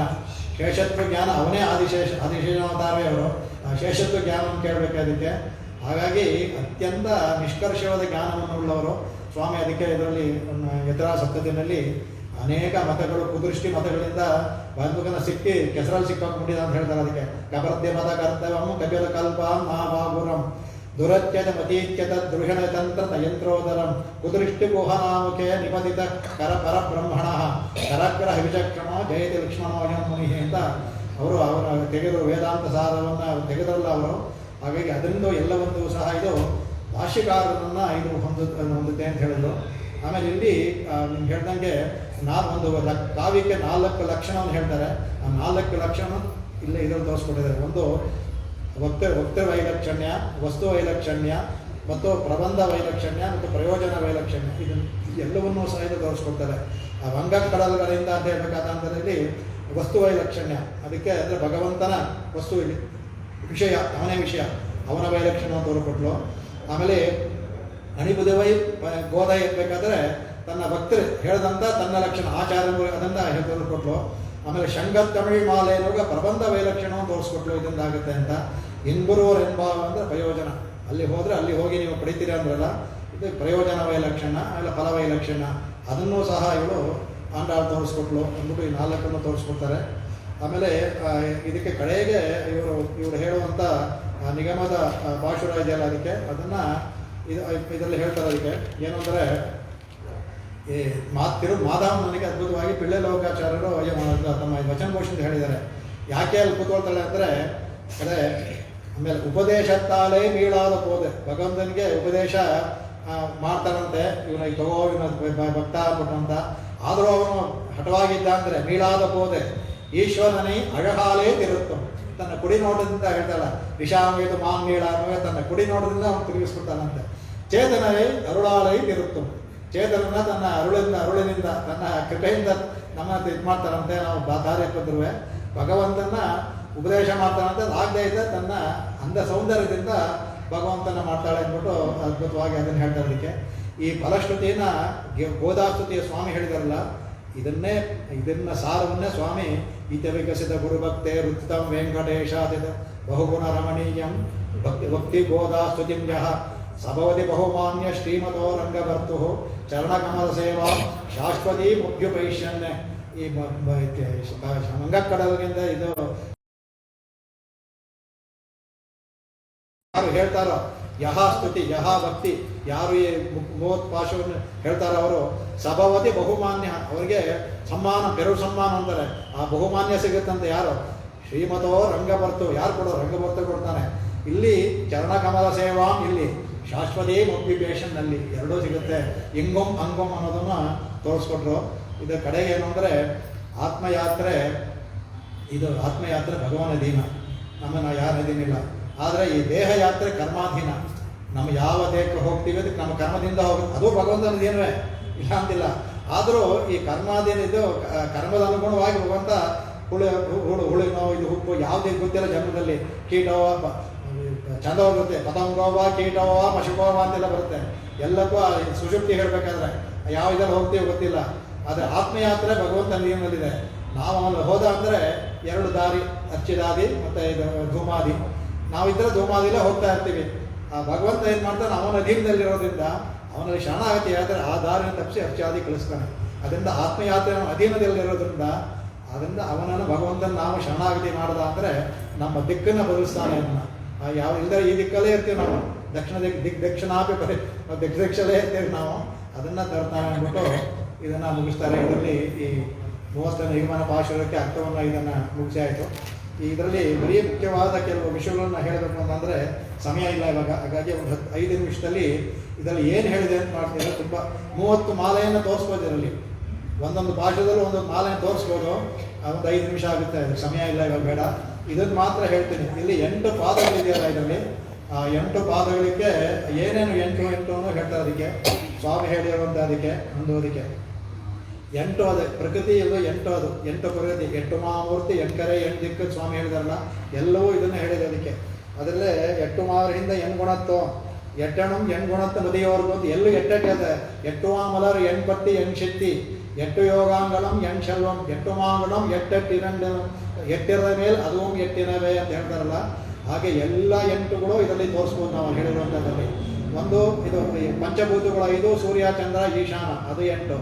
ಆಮೇಲೆ 8 ಕಣ್ಣು, ಆಮೇಲೆ ಬ್ರಹ್ಮನಿಗೆ 4 ಮುಖ 8 ಕಣ್ಣು, ಅದರಿಂದ 8 ಕಣ್ಣು ಆಯ್ತು. 8 ದಿಕ್ಕು 8 ದಿಕ್ಕು ಅವ್ರು ಹೇಳಿದ್ದೆ, ಸ್ವಾಮಿ ಹೇಳಿದ್ದೆ ಅದಕ್ಕೆ.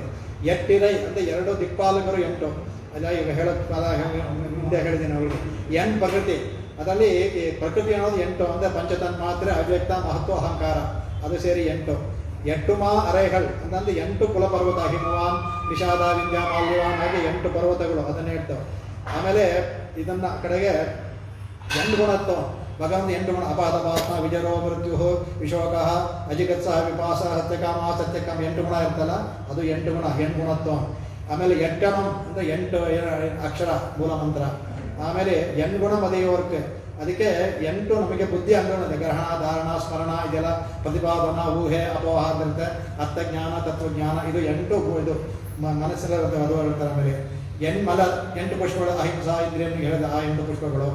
ಆಮೇಲೆ 8 ಶಕ್ತಿ ಅಂದರೆ 8 ಸಿದ್ಧಿಗಳು ಊಹಾ ತರ್ಕ ಅಧಿಮಧ್ಯ ಅಣಿಮಾ ಮಣಿಮಾ ಗರಿಮಾ ಅಂತಿದೆಯಲ್ಲ ಅದು ಅದು ಇದು ಅದು ಅಂತ ಹೇಳಿ ಅಲ್ಲಿ ಬರುತ್ತೆ ಅಲ್ಲಲ್ಲ. ಇದು ಊಹಾ ತರ್ಕ ಅಧ್ಯಯನ ಆಸ್ಥಾ ಸ್ವಾಸ್ಥ್ಯ ಪ್ರಜ್ಞಾ ಆಮೇಲೆ ಸುಹೃತ್ ಪಾತಿ ದಾನ ಅದು 8 ಭಕ್ತಿಗಳು 8 ಶ್ರವಣ ಕೀರ್ತನ ಸ್ಮರಣ ಪಾದಸೇವನ ಅದು ಹೋಗ್ತಲ್ಲ ಅದು. ಆಮೇಲೆ 8 ಯೋಗಾಂಗಗಳು 8 ಯಮ ನೇಮ ಆಸನ ಪ್ರಾಣಾಯಾಮ ಕಲಶ ಇರ್ತಲ್ಲ ಅದು ಸಮಾಧಿವರೆಗೆ 8 ಯೋಗ. 8 ಶಲ್ವಂ ಅದ್ರಲ್ಲಿ ಅಣಿಮಾ ಗರಿಮಾ ಮಹಿಮಾ ಲಘಿಮಾ ಅನ್ನೋದು 8 ಶಲ್ವಗಳು. ಆಮೇಲೆ 8 ಗುಣ ದಯಾ ಶಾಂತಿ ಅನುಸೂಯ ಶೌಚ ಅನುಸೂಯ ಮಂಗಳ ಅಕಾತ್ಪಡ್ಯ ಮತ್ತು ಅಸ್ಪೃಹ ಇದು 8 ಗುಂಪಬೇಕಾಗಿದ್ದು. ಆಮೇಲೆ 8 ಕಲೆ ಇದು 8 64 ವಿದ್ಯೆಗಳು ಆ ಕಲೆ ಅದು.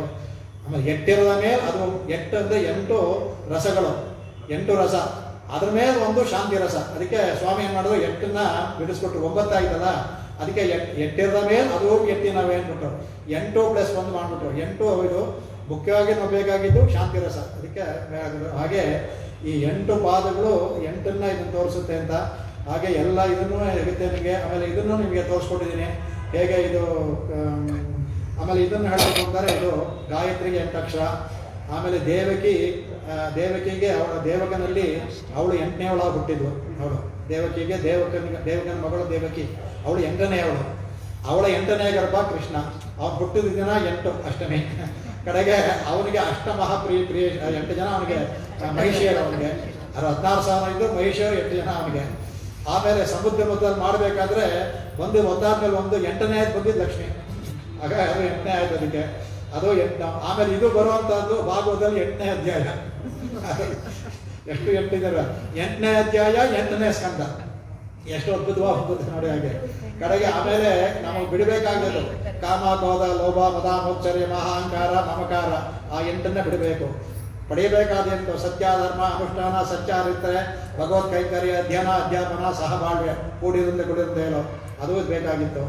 ಆಮೇಲೆ ಇದರಲ್ಲಿ ಬಲರಾಮನ್ನ ಇದು ಶೇಷವಾಗಿ ತಗೊಂಡ ಅವತಾರವೂ 8, ಇನ್ನೂ ಹೆತ್ತಾಗಿಲ್ವಲ್ಲ, ಇನ್ನು 9 ಇದು ಇವನು ಬಿಟ್ಟ ಅಂತ ಇದು ಅದು 8 ಆಗುತ್ತೆ ಇವನಿಗೆ ಇದು ಹೋಗ್ಬಿಡು ಅಂತ. ಆಮೇಲೆ 8 ಅನುಷ್ಠಾನಗಳು ಸ್ನಾನ ಸಂಧ್ಯಾವಂದನ ದೇವಶಿಖಾಂಡ ವೇತರ್ಪಣ ಬ್ರಹ್ಮಯಜ್ಞ ಉಪಾಸನ ವೈಶ್ವದೇವ ವಿದ್ಯಾ ಯೋಗ ಇದು 8 ಅನುಷ್ಠಾನಗಳು. ಆಮೇಲೆ ಇದು 8 ಇನ್ನೊಂದು ವೇದ ಇತಿಹಾಸ ಪುರಾಣ ಧರ್ಮಶಾಸ್ತ್ರ ಶಾರೀರಿಕ ಮೀಮಾಂಸ ಅಂದರೆ ಶ್ರೀಭಾಷ್ಯ ಅದು. ಆಮೇಲೆ ದಿವ್ಯ ಪ್ರಬಂಧ ಭಗವದ್ಗೀತೆ ಉಪನಿಷತ್ತು 8. ಹಾಗೆ ಈ ಎಲ್ಲ 8ಗಳನ್ನು 8 ಇದರಲ್ಲಿ ತೋರಿಸ್ಬೋದು ಅಂತ ಹೇಳ್ಬೋದು. 30 ಮಾಲೆ ಇದೆ, ಅದಕ್ಕೆ ನಮಗೆ ಈಗ ಸಮಯ ಇಲ್ಲ ಈಗ.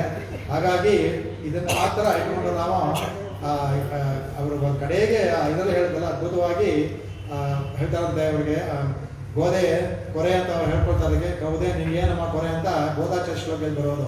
ನಿನಗೆ ಯಾವ ಕೊರೆ ಇದೆ ನಾನು ಮೊದಲು ಹೇಳಿದೆ ಅನ್ಸುತ್ತೆ ಯಾಕಲ್ಲ ಇದರಲ್ಲಿ. ಮಾತಾ ಚೈ ತುಳಸಿ, ನಿನಗೆ ತುಳಸಿ ದೇವಿಯೇ ಮಾತಾ. ಪಿತಾ ತವ ಇದಿ ತವ ಶ್ರೀ ವಿಷ್ಣು ಚಿತ್ತೋಪಮ, ಇಲ್ಲಿ ವಿಷ್ಣು ಚಿತ್ತ ಅಂದರೆ ಭಗವಂತನ ವಿಷ್ಣುವನ್ನ ಯಾರು ಚಿತ್ತದಲ್ಲಿ ಇಟ್ಕೊಂಡಿದ್ದಾರೋ ಅವನು ವಿಷ್ಣು ಚಿತ್ತ, ವಿಷ್ಣು ಯಾರನ್ನ ಚಿತ್ತದಲ್ಲಿ ಕೂಡ ಅವರು ವಿಷ್ಣು ಚಿತ್ತ. ಒಂದು ಬಹುವಿರಿ ಸಮಾಸ, ಒಂದು ತತ್ಪುರುಷ ಸಮಾಸ. ವಿಷ್ಣೋ ಯಚ್ಚಿತ್ತ ಯಸ್ಯ, ಯಾರ ಅದರಿಂದ ಅಂಥವ್ರ ತಂದೆ. ಭ್ರಾತ ಚೇತ್ ಯತಿಶೇಖರ, ಯತಿಶೇಖರ ಆದ ರಾಮಾನುಜರಿ ನನ್ನ ಇರಬೇಕಾದ್ರೆ ಪ್ರಿಯತಮಃ ಶ್ರೀರಂಗನಾಥ ಧಾಮ ಧಾಮನಿ, ಶ್ರೀರಂಗನಾಥೇ ನಿನ್ನ ಪ್ರಿಯ, ಇವತ್ತು ನಿನ್ನ ಊರನ್ನೇ ನೋಡ್ತಾ ಇದ್ದಾನೆ. ಆಮೇಲೆ ಜ್ಞಾತಾರ ತನಯಾಹ, ನಿನ್ನ ಮಕ್ಕಳು, ನಾವೆಲ್ಲ ಇದ್ದೀವರೆಲ್ಲ ಎಲ್ಲ ನಿನ್ನ ಮಕ್ಕಳು. ತೊದುಕ್ತಿ ರಸ ಸ್ತನ್ಯೇನ ಸುವರ್ಧಿತ, ನೀನು ಕೊಟ್ಟಂಥ ತಿರುಪಾವೇ ಸ್ತನ್ಯಪಾನವನ್ನು ನಿನ್ನ ಜ್ಞಾನವಂತರಾದ ತನಯ ನಾವು ಇವತ್ತಿಗೂ ಸಹ ಸ್ತನ್ಯಪಾನವನ್ನು ಮಾಡ್ತಾನೇ ಇದ್ದೀವಿ ಅಂತ ಮಕ್ಕಳು ಅಂದರೆ ಸಂವರ್ಧಿತ, ಇನ್ನೂ ಮುಂದಕ್ಕೆ ಹೋಗ್ತಾನೆ ಇದೆ. ಹೀಗೆ ಗೋದಾದೇವಿ ಕಥಂತ್ವಯ ಮನಿಮಶಂ ಸಾಧಾರಣ ಸ್ತ್ರೀ, ನೀನು ಸಾಧಾರಣ ಸ್ತ್ರೀ ಆಗ್ತೀಯ, ನೀನು ಸಾಧಾರಣ ಸ್ತ್ರೀ ಅಲ್ಲ ಅಂದ್ಬಿಟ್ಟು ಅಂತ ಅದ್ಭುತವಾಗಿ ಕೊಂಡಾಡ್ತಾಳೆ. ಇಲ್ಲಿಗೆ ಇದನ್ನು ಮಂಗಳದಲ್ಲಿ ಆವತ್ತಿನ ಆಂಡಾಳ ಇದು ಕೂಡ ಆಗಿದೆ, ಆವತ್ತಿನ ಅವಳ ಗೋದಾ ಕಲ್ಯಾಣವೂ ಆಗಿದೆ. ಹಾಗಾಗಿ ಇವತ್ತಿನ ಈ ನಿಗಮನ ಪಾಶವನ್ನು ಹೇಳಿ ತಿಳಿಸ್ಕೊಳ್ಳೋಣ. ಇದಕ್ಕೆ ಮುಖ್ಯವಾಗಿ ಈ ತಿರುಪತಿ ತಿರುಮಲೆ ದೇವಸ್ಥಾನದ ಟ್ರಸ್ಟ್ನಿಂದ ಮತ್ತು ನಮ್ಮ ಗುರುವಾರ ಸಮಿತಿ ಅವರ ಇಬ್ಬರ ಸಹ ಯೋಜನೆಯಿಂದ ಏರ್ಪಡಿಸಿದಂಥ ಈ ವ್ಯಾಖ್ಯಾನ ಇವತ್ತಿಗೆ ಈಗ ಕಳೆದು ಇದೆ.